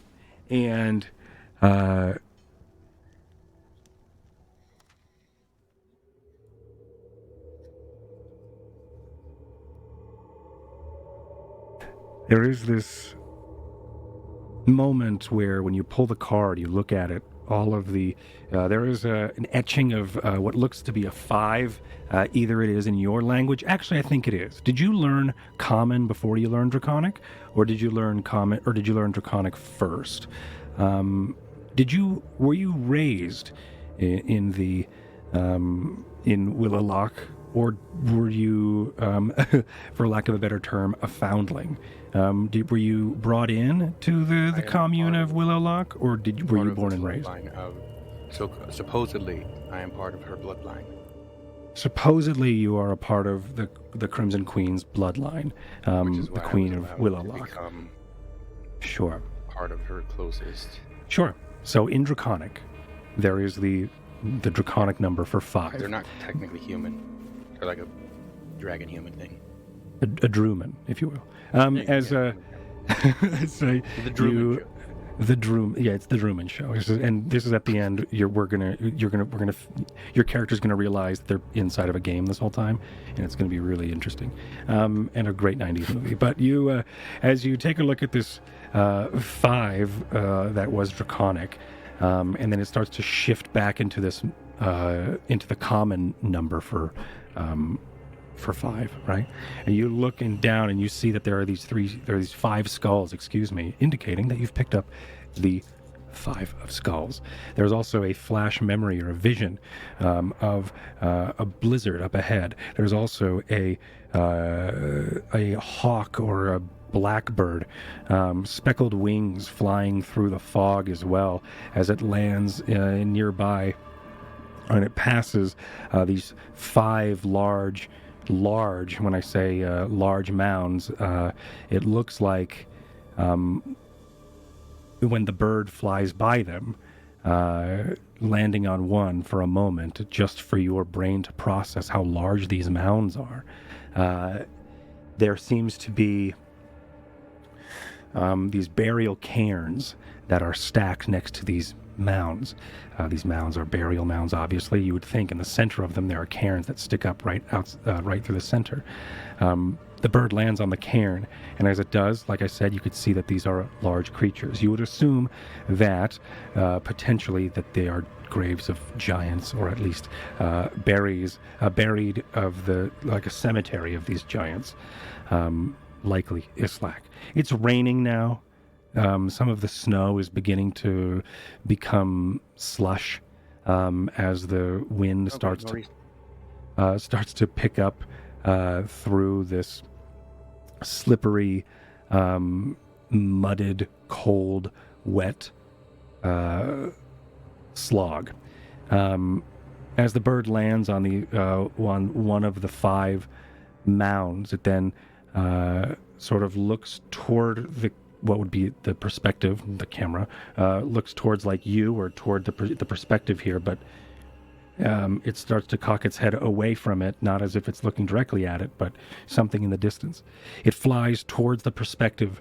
The camera, if it was a camera, you and your vision follow it as it lands close nearby, and you see that it lands on a large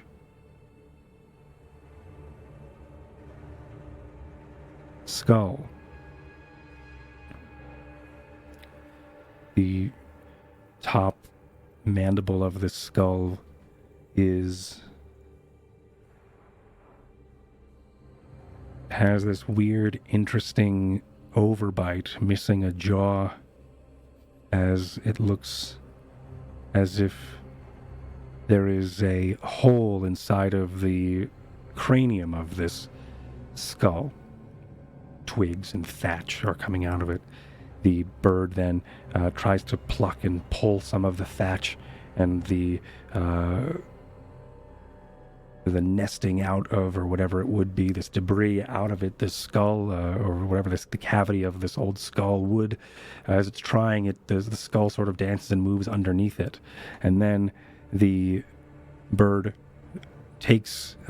grabs the talons up into 2 of the eye sockets, right under the brow, or the top of the eye sockets of this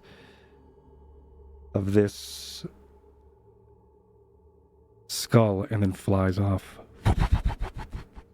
And as it flies towards you, I think it startles you. You know, when you are falling asleep, Dra'aCo's, and there are times where you are sleeping and you kick inside of your armor as if you're falling asleep, and you have that kick that wakes you up, but your legs don't move that much because they're in armor.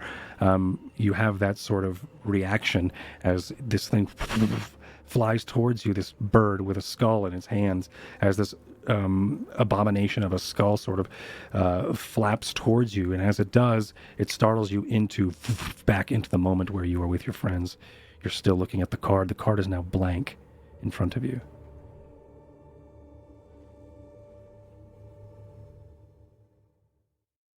What do you do? So, how's it feel? What'd you get? You okay? In Draconic, they would say,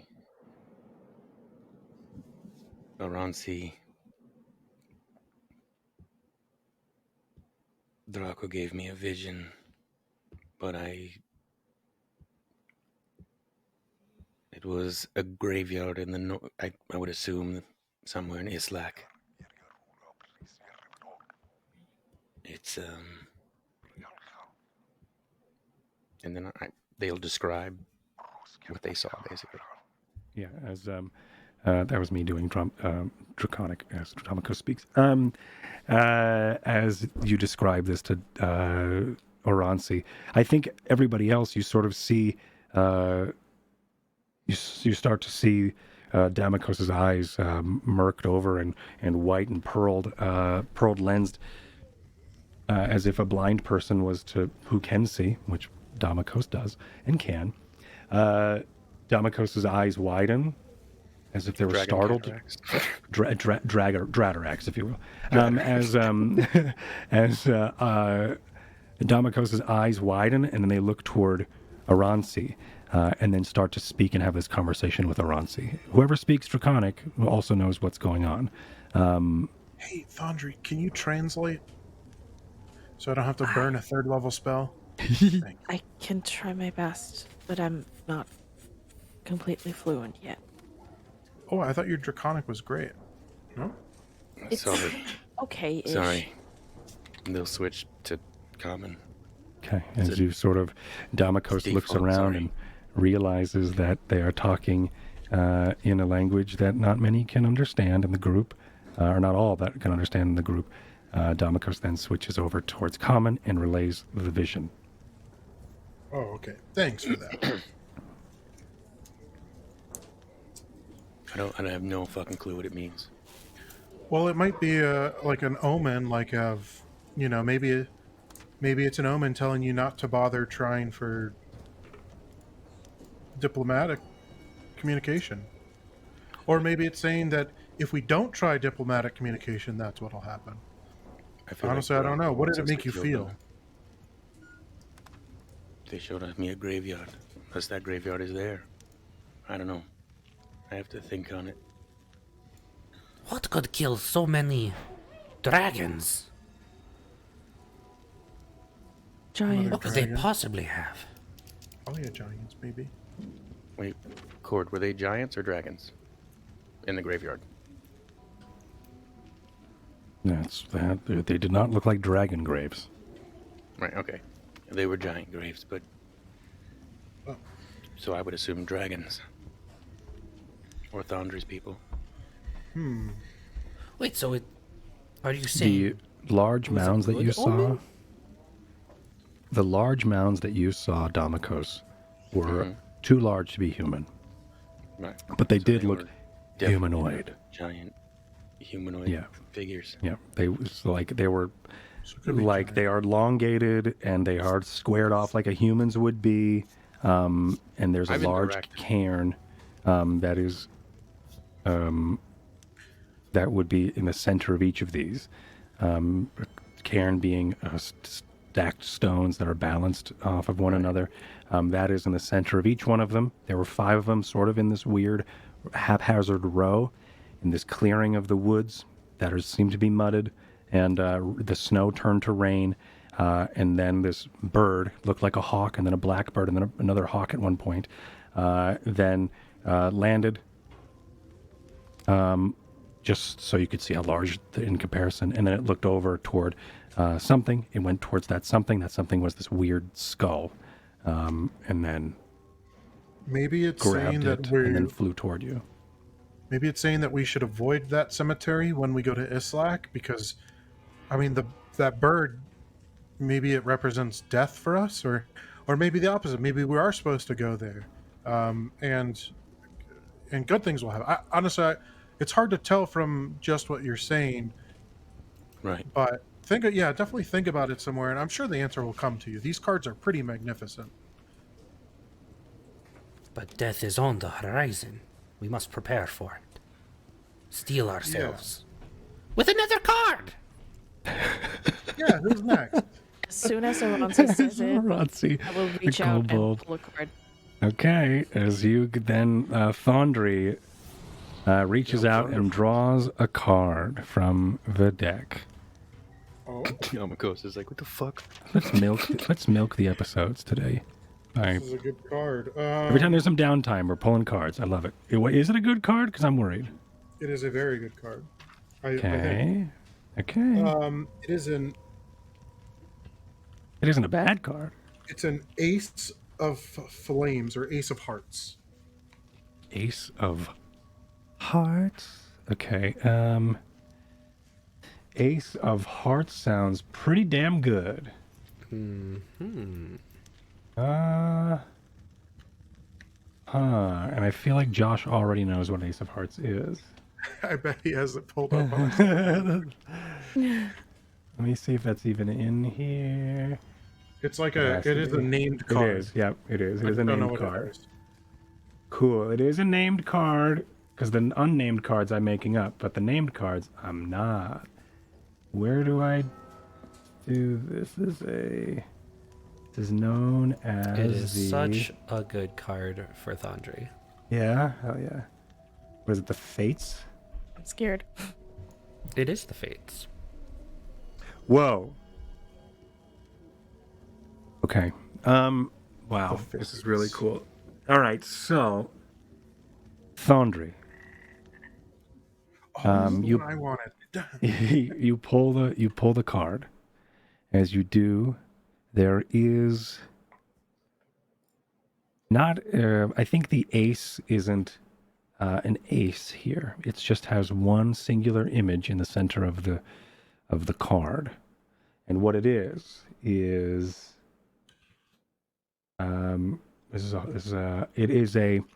it looks to be like a burning branch.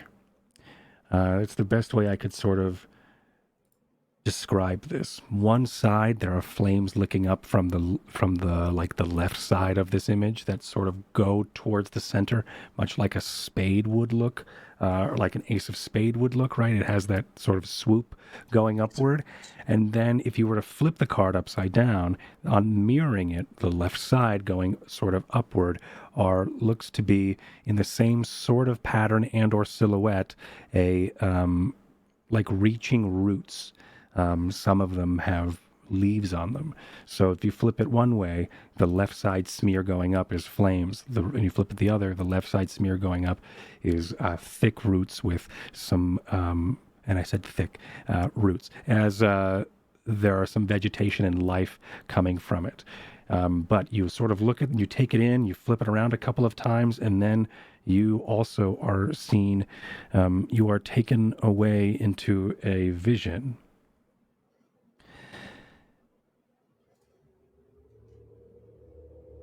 This vision comes at you in darkness. It's almost like you are in a space in the middle. Oh, hold on. There we go. For some reason, sometimes my shit turns off in the middle of me talking. So imagine, if you would, you are in a dark space. There's nothing around you. You can't even look down at your hands. Actually, I think you can. You look down, you can't see anything, but when you go to look at your hands, as if you are trying to inspect, like, can I see myself? You can't see your legs or your body, but almost as if you wished it to. Your hands appear. You spin them around, you look at your palms, you look at the back of your hands one more time. And then you see and are surrounded by glimmering bits of light that it's like starlight is starting to twinkle in. But the starlight is the ambient starlight coming from the celestial sky that is now beginning to show itself to you. The light from this starlight is playing out old memories in your life. What is one memory? Actually, I will ask you this.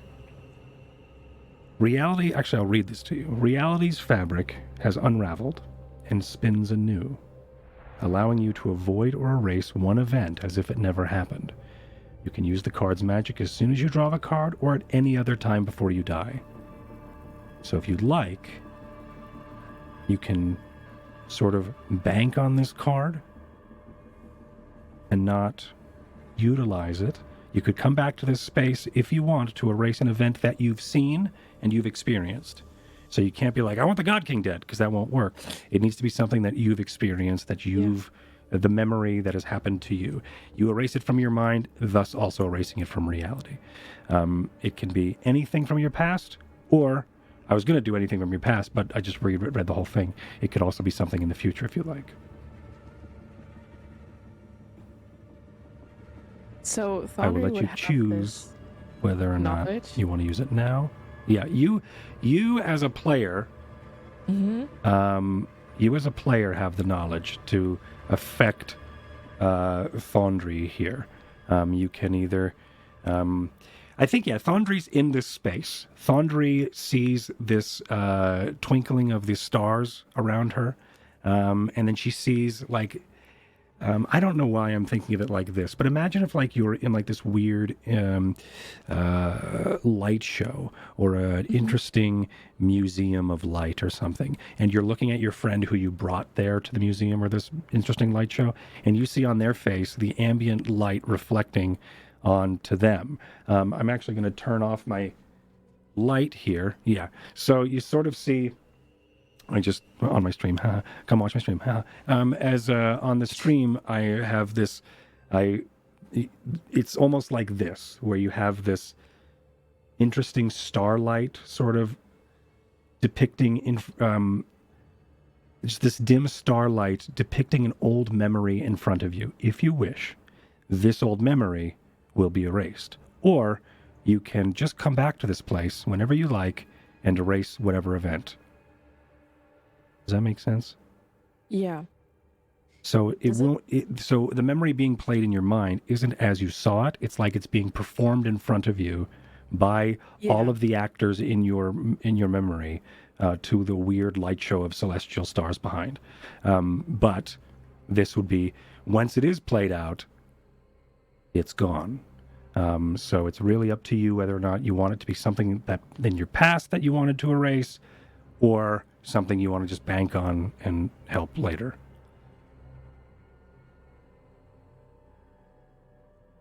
I would imagine, if that is possible, that a memory starts playing, but it doesn't play until the end. It just starts, and as soon as Thondra realizes that it's her memory and of what this memory is, she tries to get out of this space because she doesn't understand fully what's happening and she doesn't want to see it again. Okay. But not erase that event. Right. Because It starts to it play. doesn't play. Yeah, she just tries to pull out, not trying to do anything because she's like, I don't know what's happening here. Do you think she's more scared in this moment and wants to leave this space than accepting what it is? Maybe she doesn't understand and she just wants out. Yeah, she doesn't understand it and she wants out. Because this is a memory she does not like. That would start. So a memory starts to unfold in front of you, and then you're like, no, and you sort of wake yourself up, and you sort of shake for a moment. Everyone, you watch Thondri as Thondri sort of shakes her hair back and forth as she sort of her loose ponytail slapping her in the face as she sort of wakes herself up out of this weird, interesting vision. And then she sort of like looks back at all of you, and some of you notice that there is beads of sweat that are starting to perspire on her brow as she looks sort of stressed as she looks back at all of you. She would also just, while she's trying to get out of this, just mumble, no, please, no, not again, over and over again, until she's like out of it and realizes that she's in the room again and that nothing really happened. What's going on? Well, wait, your card isn't blank. What happened? As you look at the card, it is still not ripped up, not undamaged, or not damaged, and not blank. As I think, Luca, you would see that these cards damage themselves or deface themselves as they are used. And she sort of snaps back out of it, and she's still looking back at the card, and the card is, and you see it, and like Luca said, it's still intact. That's signifying you can I've never seen that happen before. Later. I would put that in your inventory. You have a card, ace of, what was it? What do we say? Ace of fire? Ace of flames. Or the Fates card.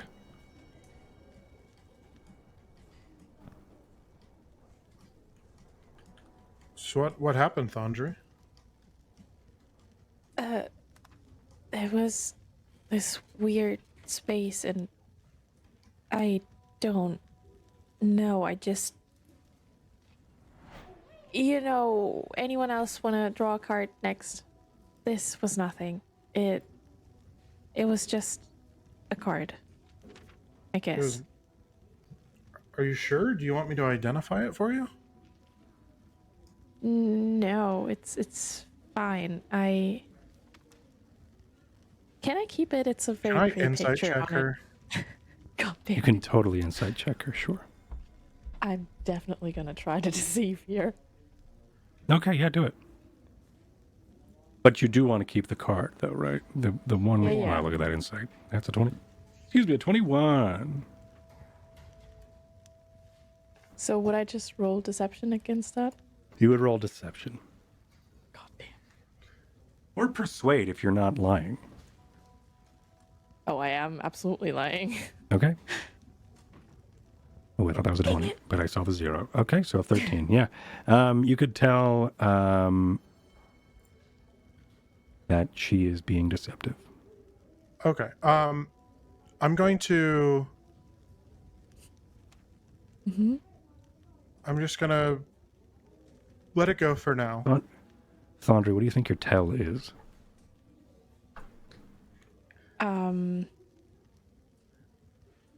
My tell would be that I could not look him in the eye. Like, I would try to look at him, but as soon as I realized that he is, like, looking at me, inspecting me, trying to, like, be like, I know you're lying, I just keep looking away. As if I would, like, think that looking away wouldn't like let him see inside of me, kind of. Mm-hmm. Like that whole looking through one's looking through one's eyes and to the soul kind of thing. And she would be like, you can't look into my eyes, so yeah, you know. But he absolutely knows that she usually keeps eye contact with him and stuff. Yeah, so all I'm going to do is I'm going to let her put the card away. I'm going to touch my earring, and I'm going to speak into her head and just say, whenever you're ready and whenever you're comfortable, just come to me and we'll figure out what that card does together, okay? And I would do the same and reply to him, okay, thank you. Both of these characters are touching the pearl jewelry that Tallulah's mother had gifted them after they helped them with their adventure in the underwater city of Virene. This gift also lets them cast message as a cantrip. Awesome. So, anyone else going to draw a card? Or we want to skip ahead? Well, Tallulah, do you want to draw one? Sure. All right. Tallulah reaches over and plucks a card from the deck of many things. What does she get? 5 of coins. 5 of coins. So it's diamonds. 5 of coins. And what do you think, Aranzi? Should me and you also pull one, or? I think ending on 5 is a good lucky number. 5e seems to be our number. I know. Plus, I am wary of us staying too long in one spot after the last giants that we'll just pull 5 this time and not like however much we did last time. We don't need to go crazy. We'll just pull 5 this time. As Tallulah, you pull the 5 of coins.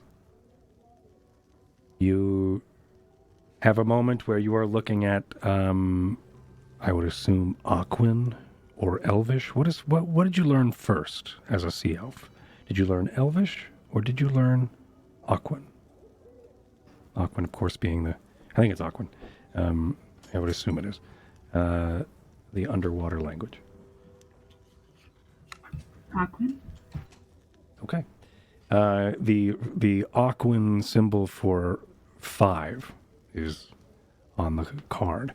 Coins, different various sizes, some silver, some actually, yeah, I think to you this is a 5 of shells, but as you look, the 5 that was in Aquan starts to then morph to be a 5 in common. And then, Tallulah, whatever wealth may look like to you, whether it be coins or like generic wealth, may look like coins to you, or it may look like more shells, or maybe even pearls.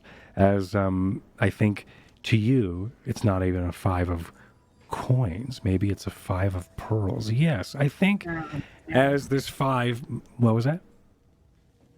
Pearl sounds great. I like that. Hell yeah. Okay. Sweet. So I think as you look, there's 5 that was once in whatever we think maybe swirls. Whatever we think is like the Aquan symbol for 5 starts to morph to be a 5 in common. And then as you look, these shells that are all different sizes then start to animate and open up. And as they do, ding, ding, ding, ding, ding, there is, I had to count out how many dinks I did, as 5 pearls are in each of them. And then, as that happens, you are taken on a little bit of a vision quest, as your mind starts to then wash over with this pearly white, and maybe even a swimming of reality as a wave washes over you. Pressure changes for a second, I think, but that is also comforting for you as you are taken underwater back near Verine. You're on a walk. You're alone. And when I say you're on a walk, you're on a swim. You're by yourself. You're in the kelp forest right outside Verine as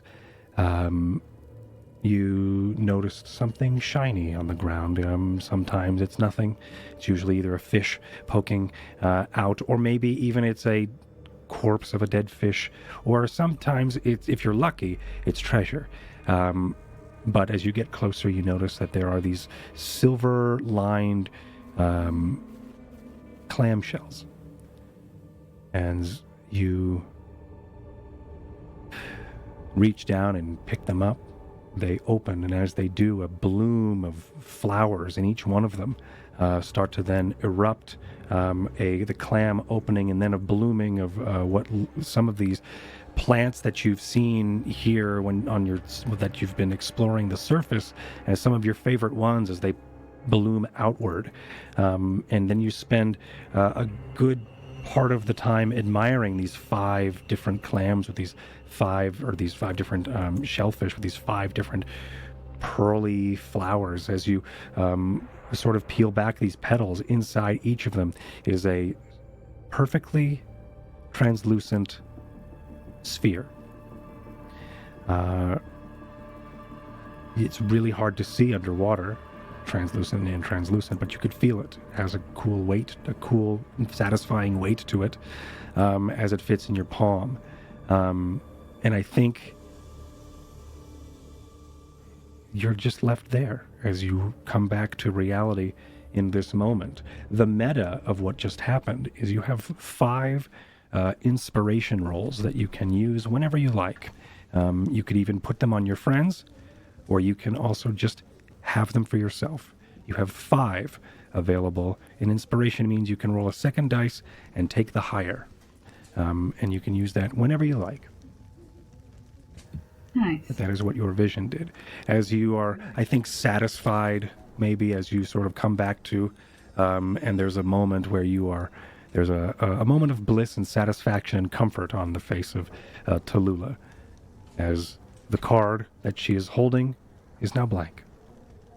Actually, I think it wilts and drips some water, and in that droplet, I think was the ink as it splashes onto the ground. Now the card is this sopping wet, blank card.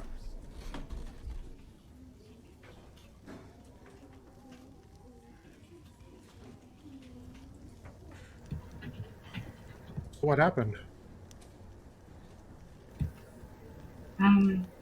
Well, I was back home in the water, and I was in the kelp forest, and a lot of shiny, beautiful things appeared. It was all so beautiful and magical.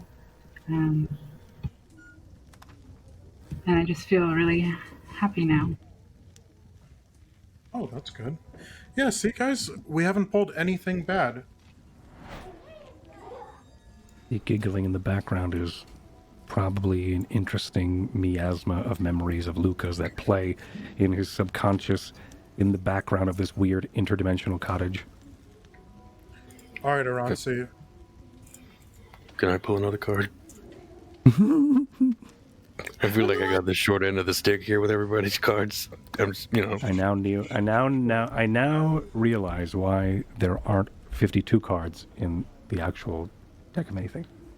I defer my card to Dra'aCo's. Go Ooh, ahead, friend. how very kind. Here you go, Dra'aCo's. Okay. Dra'aCo's immediately just looks between them like they don't trust them immediately because it was way too easy. Uh-huh. I defer my card to Dra'aCo's. Okay, as you pull the card, question mark? Yep. Okay. What did they pull?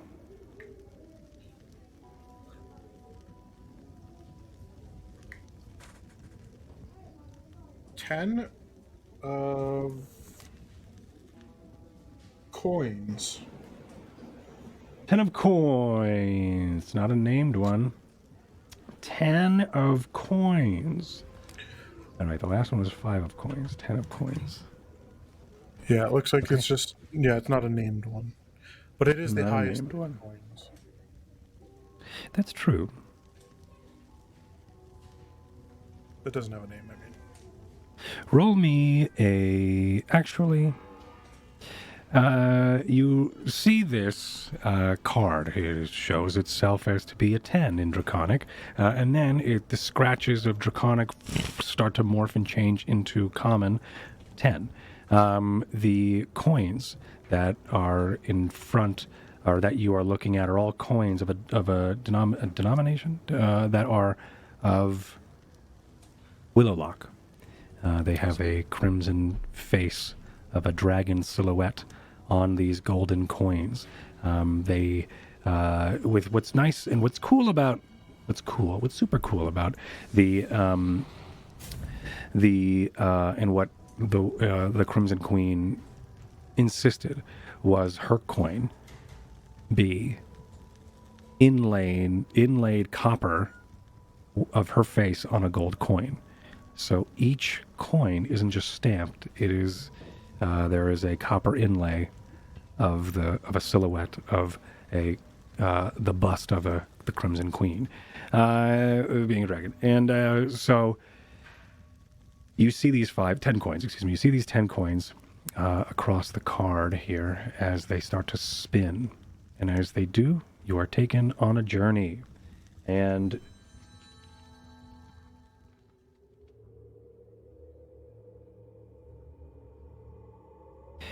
you are alone. You're near Willowlock, an area that is south of Blue Falls. It also is... Let me see if I have it on the map.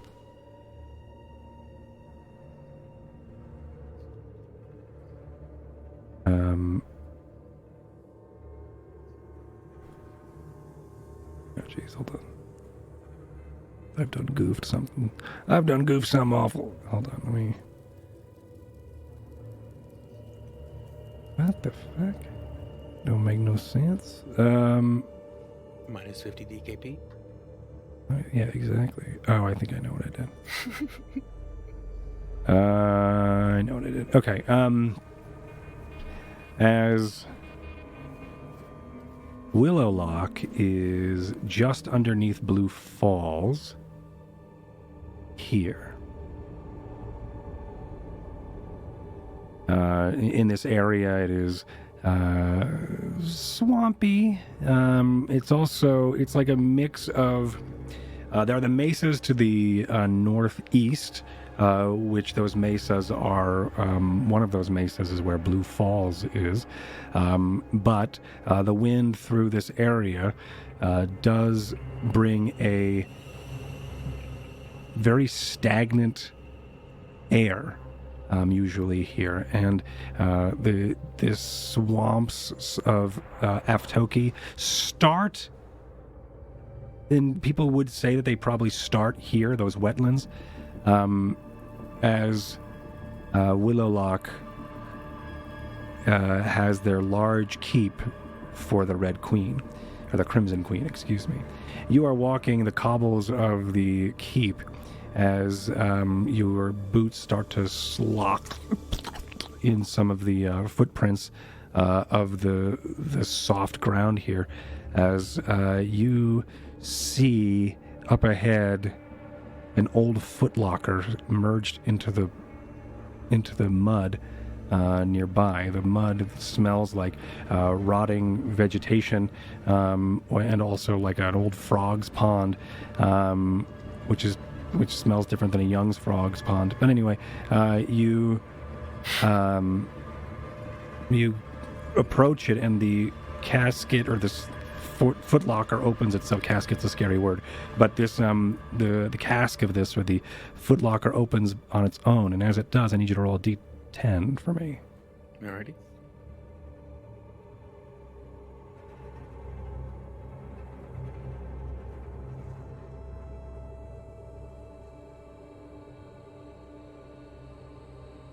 Says.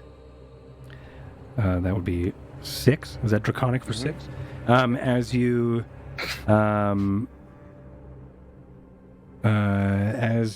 see inside, there are 6 large pouches. You go to open them up, and you see inside they sort of open by themselves. The drawstrings loosen, and the mouth of it balloons open as you see reflections of even more of these coins. You have each one of these pouches has 100 gold coins in it. You have 600, and always had 600 extra gold. As you fall back into reality, or interdimensional, wherever you are, reality. So, what'd you get?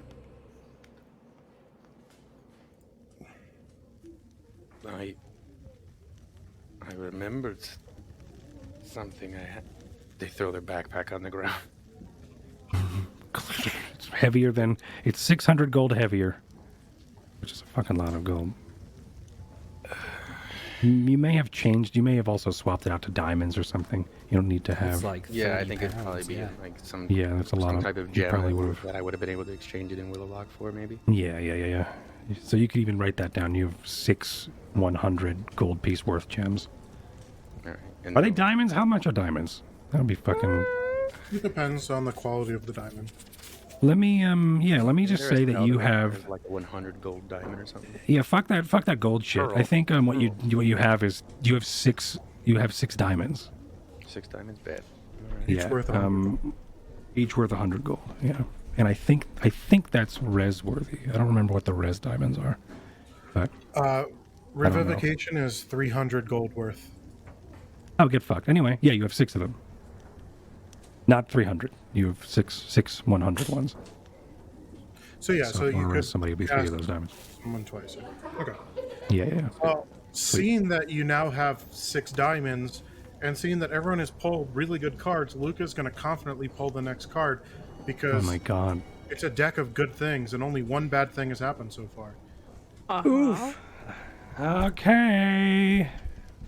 And at some point, we're going to get to the plot. All right. So as you as you draw the card. All right, guys. all So part I of the pulled plot. Jack. That's okay. I mean, this is all you want to do. It's fine. I pulled the rogue. Okay. card. You pulled the rogue? Yep. The rouge. Pronounced Oh, you rouge? Did you really? Nice, man. So Is it's that the what you said Jack of too? Yeah. Spades. Yep. Yeah, it's the The Jack, Jack of of Spades, Spades. the Rogue, The rogue. Okay, so what this one says is a non-player character. Hold on, I'm doing it myself.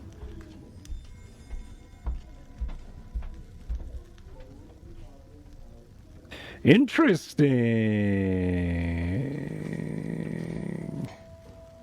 Is A it? non-player character of the DM's choice becomes hostile towards you.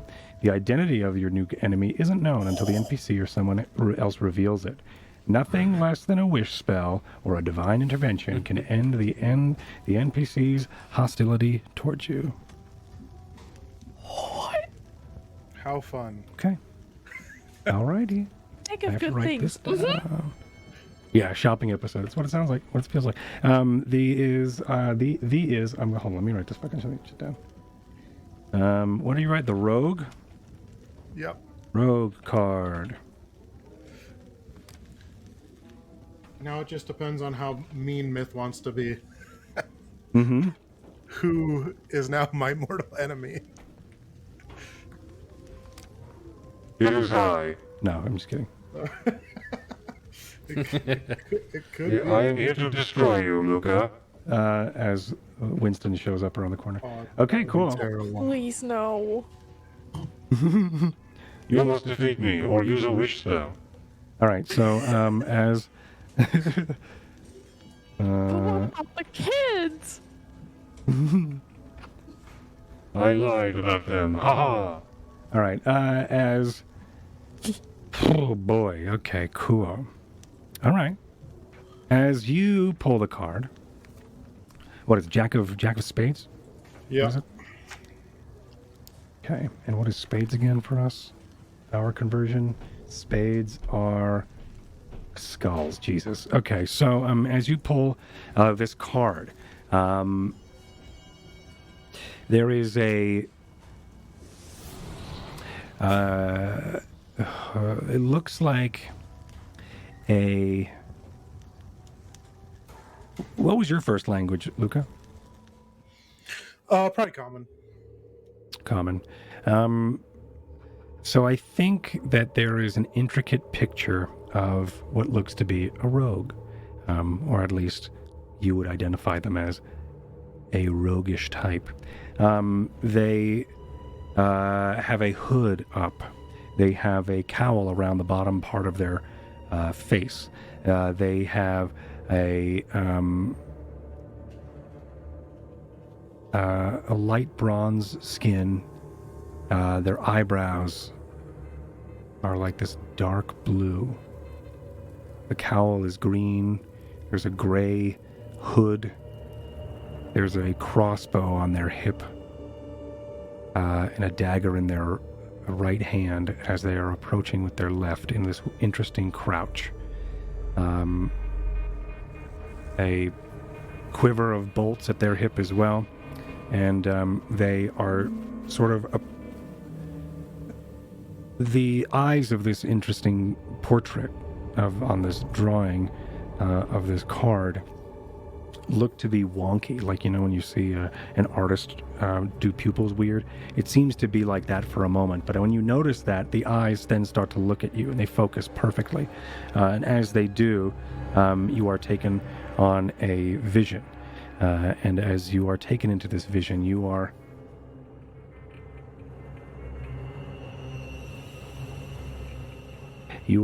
in Evervale, as Evervale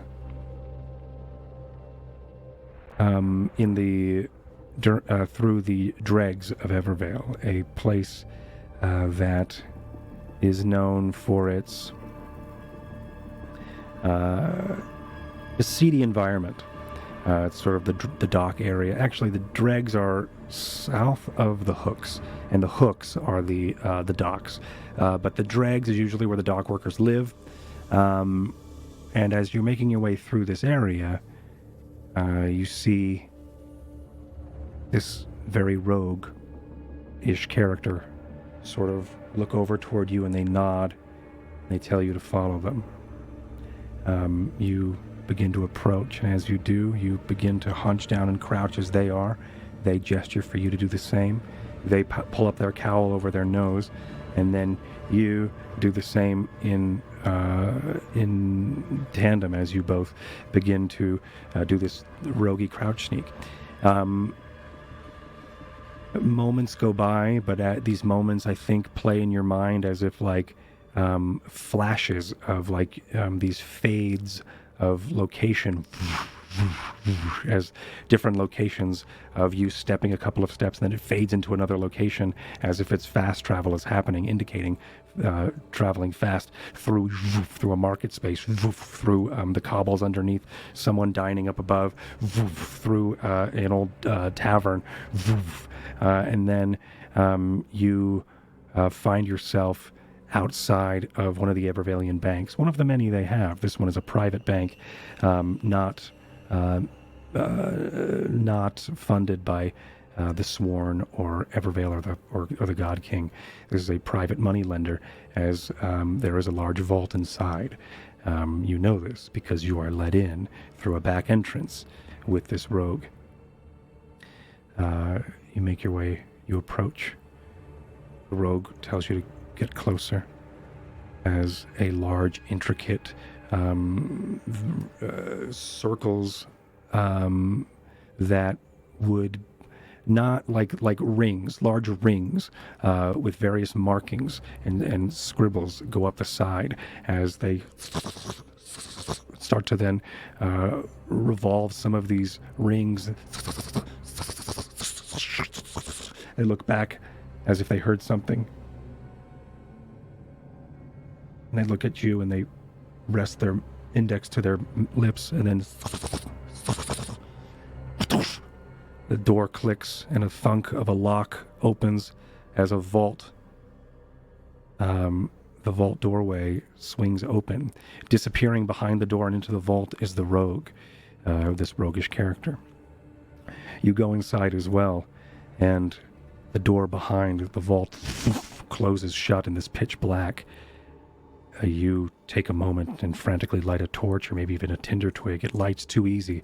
As you do, the smoke starts to fill the room, but the rogue looks at you and undoes their cowl and then lowers their hood and then takes off their mask, which happens to be this, like, now it is like this wooden face that, how did you not notice it before? But they take off this wooden face and underneath it is a skull. And you are sent back into this reality with a sense of dread and betrayal.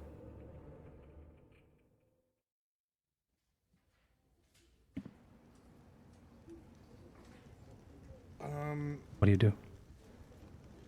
Everyone you see is another cold sweat sort of starts to dew on the brow of Luca. So good you got goosebumps, huh? I don't know. That card seemed weird. I didn't like that one. It felt similar to the first card I drew. Maybe we should heed the words of the cards and stop for now. Card? Well, when I first found this deck in that restaurant, I drew the first card, and that's when that death avatar thing came after me. That first card. Okay. Yeah, and you notice that Luca's hand is like shaking a bit. I feel very similar to that moment right now. Like there's something coming after me. That's not good. Yes, I was cold. Master Luca could use some chocolate. Some chocolate. Yeah, chocolate. Very well. Do you have any preference? Evervalian? Very well, I'll get you Evervalian chocolate. No, just whatever chocolate is fine. Very well, I will get you whatever chocolate. Just not white chocolate. White chocolate's not real chocolate. Not real chocolate, I agree, sir. As Winston makes their way into the distance and then teleports back. Casually insult anyone in chat. Yeah. Casually hating on white chocolate. There you are, sir. White chocolate. No, not white. Oh, okay, whatever. Very well. Am I needed anymore, sir? No, thank you. You can go. Very well. Just give the family my love.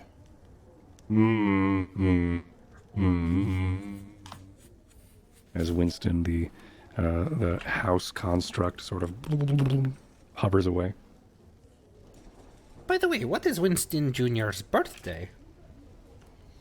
You know, I don't know if they have birthdays. They're constructs. So and I don't know when they were created. As far as I can remember, they were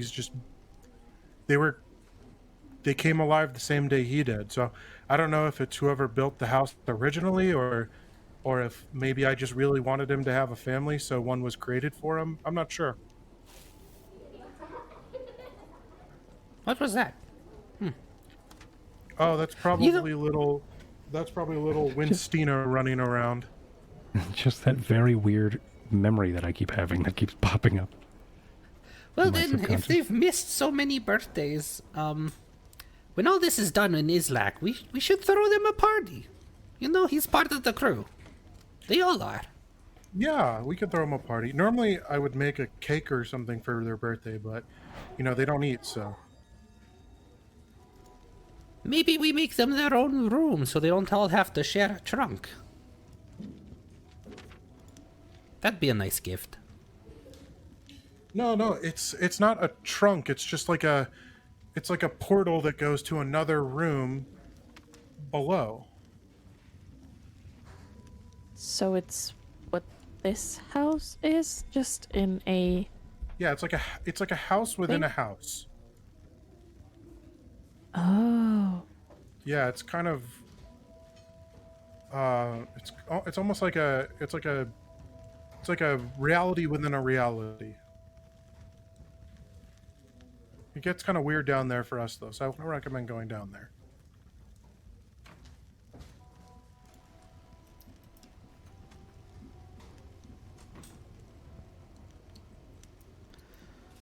Well, that's enough excitement for one day for Oranzi. How about we pick up the camp, as they say, and we should probably press on before any more giants find us once again. Oh, wait! I remember! Tallulah! What do you say we try scrying with Dra'aCo's eye in your cauldron?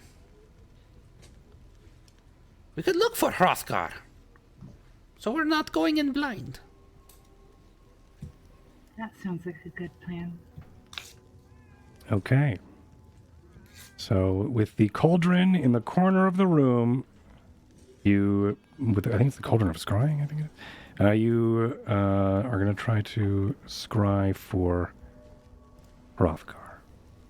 Now, I still have, from that inspirational flashback, the horn of Hrothgar, and I'm going to provide... His drinking horn.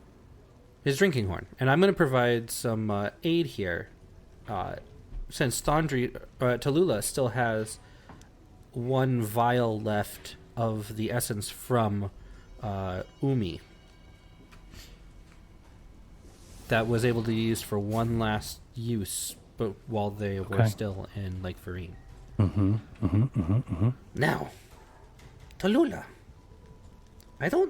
you said you couldn't cast this spell, and really it's not me, it's Dra'aCo coming through me, but, like those child's toys you find in vaults and dungeons, where it's an image within an image?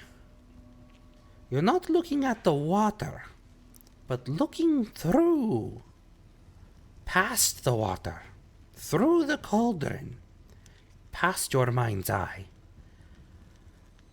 I will help, and provide you with some meditative humming, but as you pierce through the veils and through the void. And then I will perform, or Oranzi will just kind of doing some throat singing, low beats of like "Embrace the Void" is what you would hear. And what does low beats of throat singing sound like from Oranzi? It's like because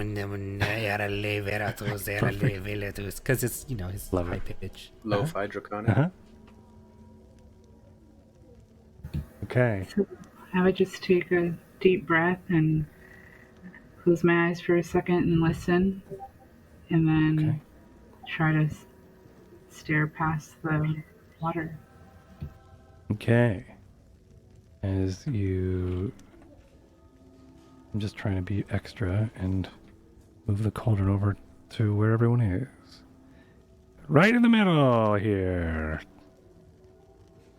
Ta-da! Okay, as I am being thwarted by my cat. Okay, stop it. All right, and you go ahead and make me an Arcana check. What else do we have to do? We have to make something happens here with Scry. The Cauldron of Scrying, right? Is that what it was? Cauldron. Yes. The cauldron, I believe, makes it so See. we don't have to use material. Right. It acts as the So focus. it's regular old. So it's regular old Scrying. We have. So let's see. The target that we're searching for has to make a Wisdom saving throw, which is modified by how well we know Hrothgar, which our knowledge of him is secondhand. And But you however, have something. Oh, right. Yeah, you do have a position. we have a Sweet. save modifier against that as well, being his possession given to us by Brynjar. So that actually makes it so they roll a Wisdom modifier with a +1. They have, because I'm assisting. Oh yeah, 1. because I'm Plus you're assisting. It's a 16 that they have to beat. I rolled a 6. Okay. Can I use my inspiration to roll again? No, I have to roll it. Oh, Right. that was from my Arcana. Oh yeah, thank you for the thank you. You can if you want, but you do not need to.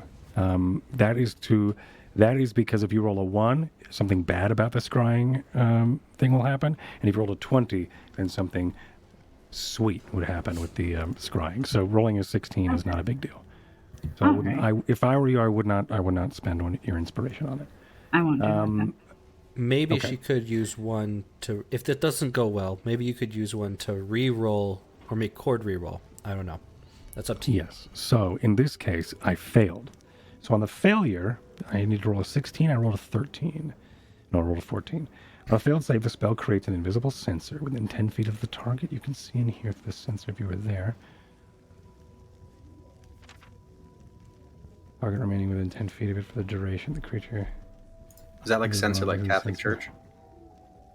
No, sensor through a sensor as if like a camera. It's like a fucking you show up with a webcam nearby. Yeah. No. You show up with you. Yeah, you. It's like you. It's like you're popping up a camera feed, 10 feet from them. Okay. Now this is interesting. Okay, so Tallulah, this is just an episode of visions. As you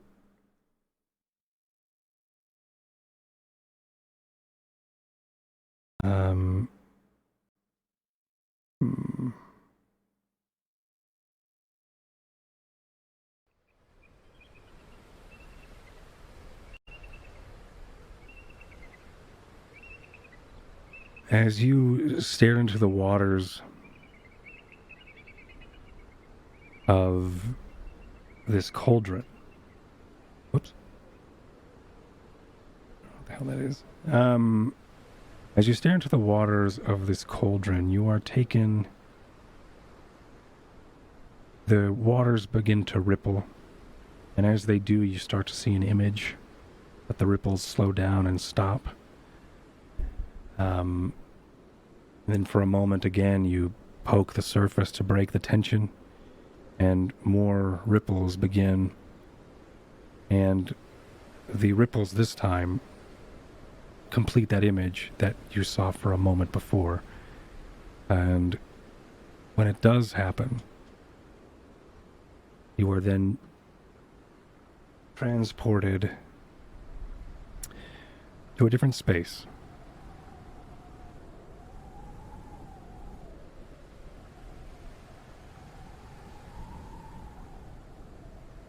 Out here, you hear the crunching of snow by some large creature.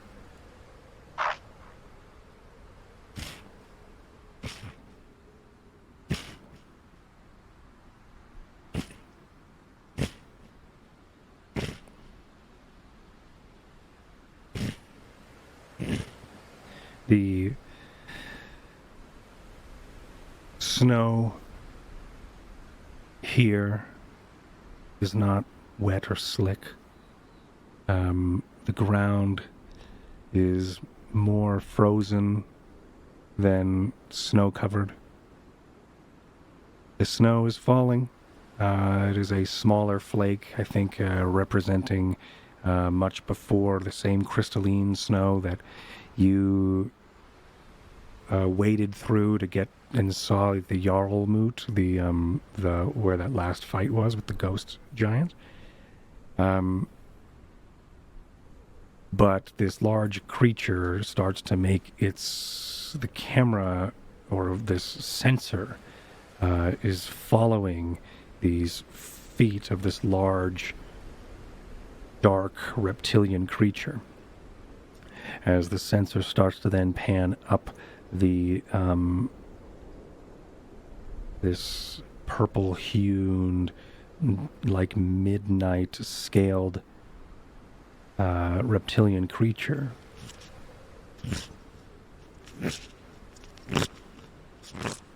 As these clawed feet dig into the snow, the sensor chases up the spine of the calcified spine of the purple midnight drake as it makes its way to these folded blankets that are placed between two spines of this, two barbs of the spine of this drake, strategically to make it a little bit more comfortable for the ride, as these blankets are folded over the hide or the back of this creature. The rider seems to have these large furs that are draped over their shoulders. They also seem to have a helmet, a crown of a mix of metal, hide, and dragon bone, as a large silvered, almost white, matted, snowy beard of a man with a pointed nose, a unkept mustache, as well as the large accompanying beard, his half-pointed ears, or his ears signifying an elven lineage, as this large beast of a man is riding on the back of a large midnight drake. The armor itself looks like it's been marbleized by some sort of arcane temperament. Gold imbues, gold filigree sort of trims the side of it, as the furs sit underneath the large pauldrons of this metal armor, as a crown of dragon bone helm sits upon his head, as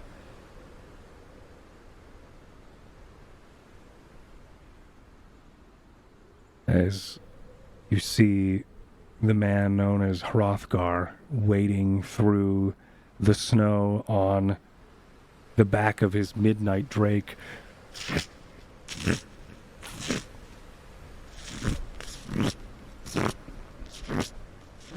As this, you hear through the sensor of this, whatever this magical scrying spell is chasing, the tail of this creature sort of distort and breeze by wherever the Spellwind has led you, as you watch the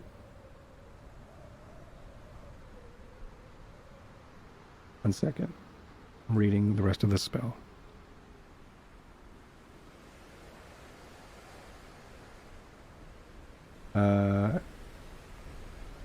We'd only get up to 10 minutes. Yep. As this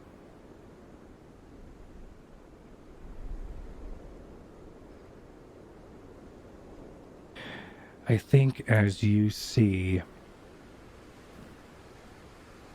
I think over the shoulder in the background, maybe over the shoulders of this this person who you would think must be Hrothgar. In the background, you would see architecture that seems to be familiar with what you have known to be giant architecture. Spikes of brambles reach up into the sky, and needles of icy peaks do, as well as rounded, like these roundhouses of large thatch. These large thatch roundhouses are dotted across the plains as if he may be near Islak. And I think that is what you would get from this, is he is, whether or not he seems to be further north than Islak, or is in Islak himself, or in the outskirts, but he is nearby. But it's hard to tell with seeing the distance and using perspective as your judgment here. It's hard to tell how far away he is, because giant houses are not the same size as us human houses. So it's hard to determine where, but at least he is in the eye line or the eyesight of some of these houses. As you then, a rippling comes across your vision as you are then brought back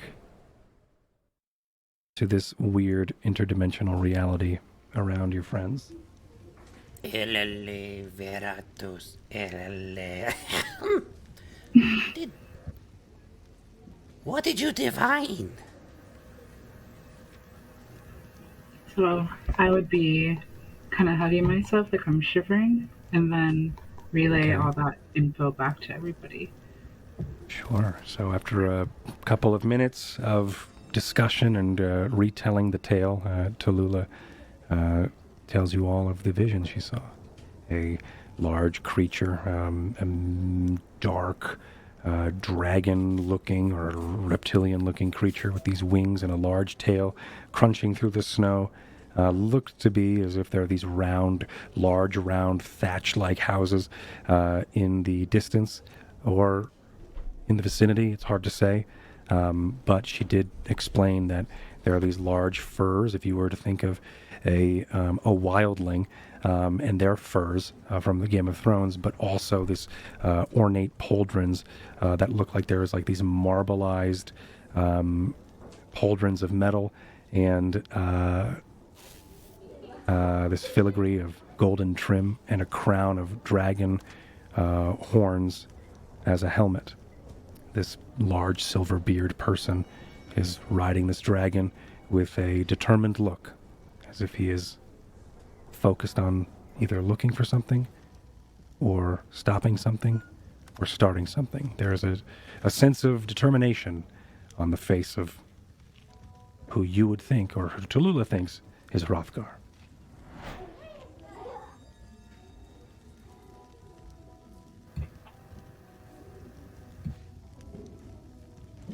What do you do?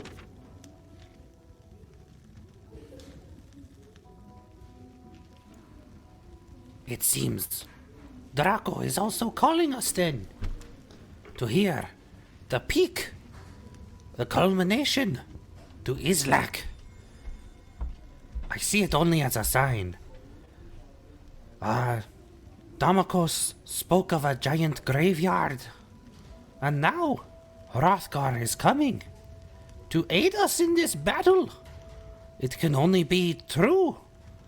We shall bring about the destruction of Islak and free all the wrongs and make them right. What say you all? Sure.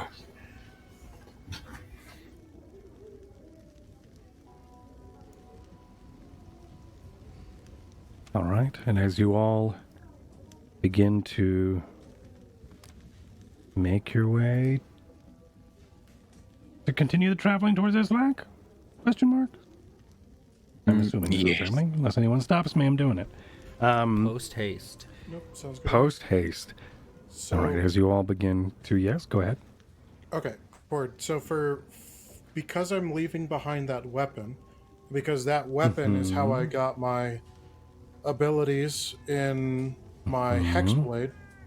Is it all right if I switch from Hexblade to Fighter unless I choose to pick that weapon up again in the future? Yeah, you may change your class if you like. It's not a big deal to me. And of course that's where our story's going. Your Hexblade, which is Warlock right now, right? So currently I'm a Warlock Bard. But now you want to go Fighter Bard. So because I'm not picking up that sword again, and the sword is, the way I see it, is necessary for me to be a Warlock. I think so too. Yeah, do it. I'm gonna switch from Warlock to Fighter Bard. Yep, and you can edit your Warlock shit out and sub in the Fighter. I'm totally down with that. Makes me not nearly as good of a combat, but makes sense. It's all right. We'll see how you do. I mean, I don't necessarily know if it'll. It just dumbs. It doesn't dumb. It's going to be. I am not worried. Otherwise, if I was like rolling creatures at you that were almost killing you, then I'd be a little scared. But I think so far, when it comes to balancing, it's been a sort of in your favor, so it may still work.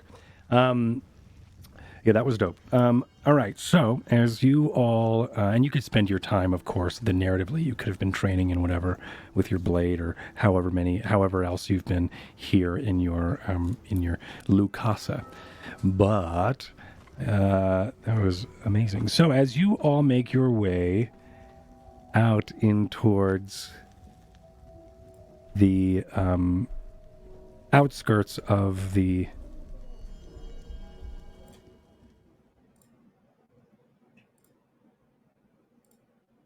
I'm sorry, I lost my place because I was looking at music.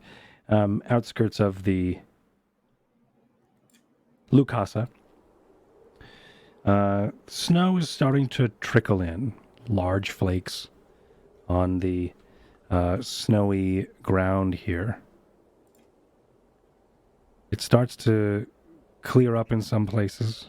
It's not covered in snow always, remember. We are sort of in that land that is not necessarily always snow, but there are patches that are usually...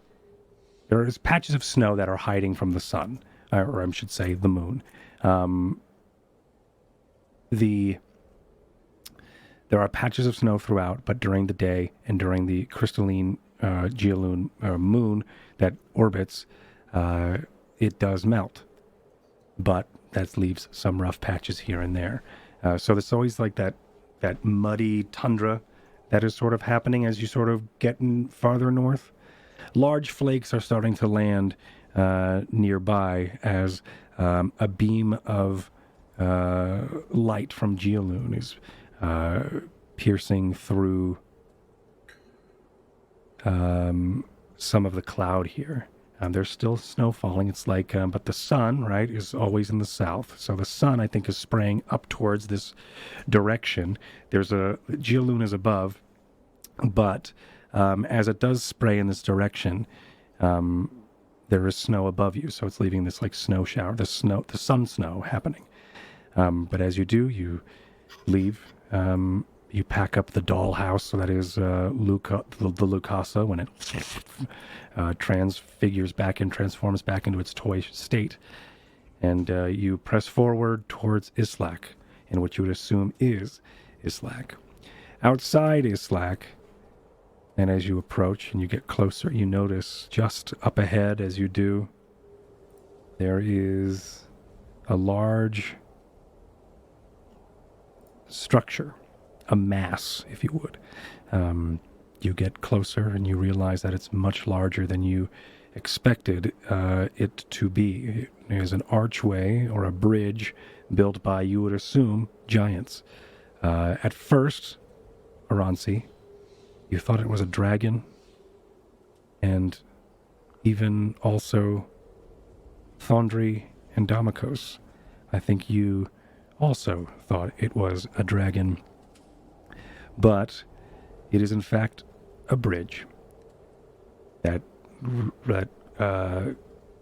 spans across a cavern, or at least a ravine, and then on the other side, large round houses made of thatch and totems of cairns and stones as they are spiraling towards the sky.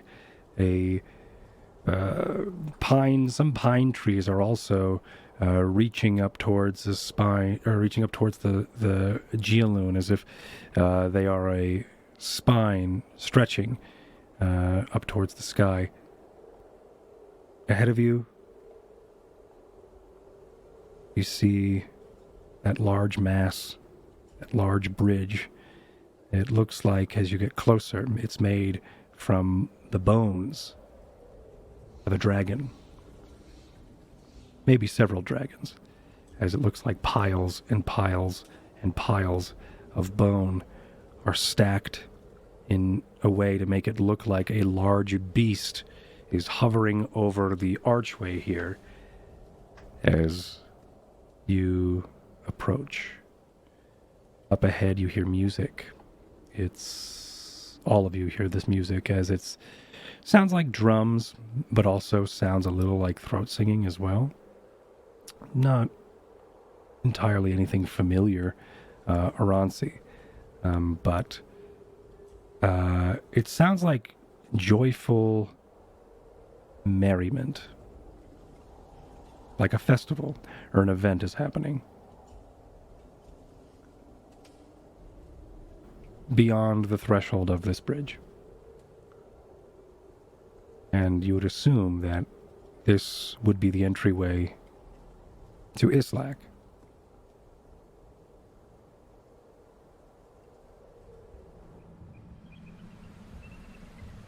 And that, I think, is where we are going to call tonight's episode. As you reach the precipice and the just outside Islak. And that's that. But Thanks, DM. Hey, you're welcome. Thank you for playing. It flew by. I can't believe you all were like, all right, let's just draw cards and roleplay the whole time. That was great. That wasn't what I meant by it's going to be a roleplay heavy episode. But that means next week, roleplay heavy episode. As you make your way into Islak. I've got a lot of cool things hiding away in Islak. Thank you, everyone, for all of your contributions today to the Deck of Many Things, adding so much things, like those little things that are unexplained. I wrote notes about. I feel like I'm missing something. I feel like I didn't write notes about one of them. Anyway, you know who did write notes about him? Josh did, because Josh is amazing, and that Josh did. So I will. Josh is the amazing note taker of our group. Not because we forced them to. Josh just started doing it and is amazing. So thank you. But thank you, everybody. This was a lot of fun. Thank you all who's watching. It's my first stream with my new name. So this was super cool, and I've wanted to stream this for a while. And I wanted to stream our cool arc for Islak, and we're coming into probably Act 3 of this story and this adventure, and I'm excited. This will be up on. I'm deciding if I want to do it in one big chunk or if I want to do it in several chunks. It's probably going to be one big chunk. Anyway, I'm going to upload this whole thing as a VOD onto. Is that? Are you giggling because of I said one big chunk? Sorry. Of course. And this whole thing will be put up on. I did. This whole thing will be put up on the YouTube Spellwind. I made an account over on YouTube for Spellwind, and this is where that stuff's going to sit and lay. Thanks everybody for being here and watching. Thanks for being a part of it today, everybody. If you want to hang out with me during the week, I'm probably going to be doing more workshop stuff this week. I'm the person who played Dra'aCo's tonight is Raven Reforged, and also the person that I'm making this blade for, and it's close. We did the handle last week, So and we're going to do awesome. more stuff with it. We're going to do more stuff with it this week. I'm very excited. So thanks, everybody. You're all awesome. This was great. If you want to be a part of this and want to support the Spellwind world and the Spellwind setting, which is my homebrew world and setting, and I may make a system about it too at some point. If you want to be a part of supporting all of the Spellwind stuff, the story, if you want to play in the game yourself, check out my Patreon, patreon.com/Spellwind. Thank you, everybody, for being here. Thanks Hey, for Cord. supporting me and doing all this cool stuff. Yeah, what's up? Can we plug our Sunday game too? Of course you can. Go ahead and plug your Sunday game. Okay, so for all of you listening, myself and Raven and Sequoia also have a game on Sunday that we play over on Sequoia Raven's is channel. Tallulah and Raven is Dra'aCo's. Yep. And you are Luca. I'm just letting people know who you are. Yep, no problem. Yeah, So if any of you guys are looking for more games to watch, feel free to come over and stop in on Raven's channel. Raven, if you want to plug Hell your yeah. channel. Hell yeah. Let me pop out a name. Let me give you a shout out here. God damn it. All right. I'm doing this because now Raven has to stream. Raven. Yeah, fucking, yep, get fucked. Yep. Okay. Perfect. Perfect. Now you have to do it. You have to. All right. And there. Yeah, one Go big check them chunk out. of stream time, right, Zelda? Huh? Mm-hmm. Oh. That's it. Thank you, everybody. Thanks for being here. And yeah, check me out throughout the week. We're going to do more workshop blacksmithing stuff and all that. Okay. Okay. Goodbye. Bye.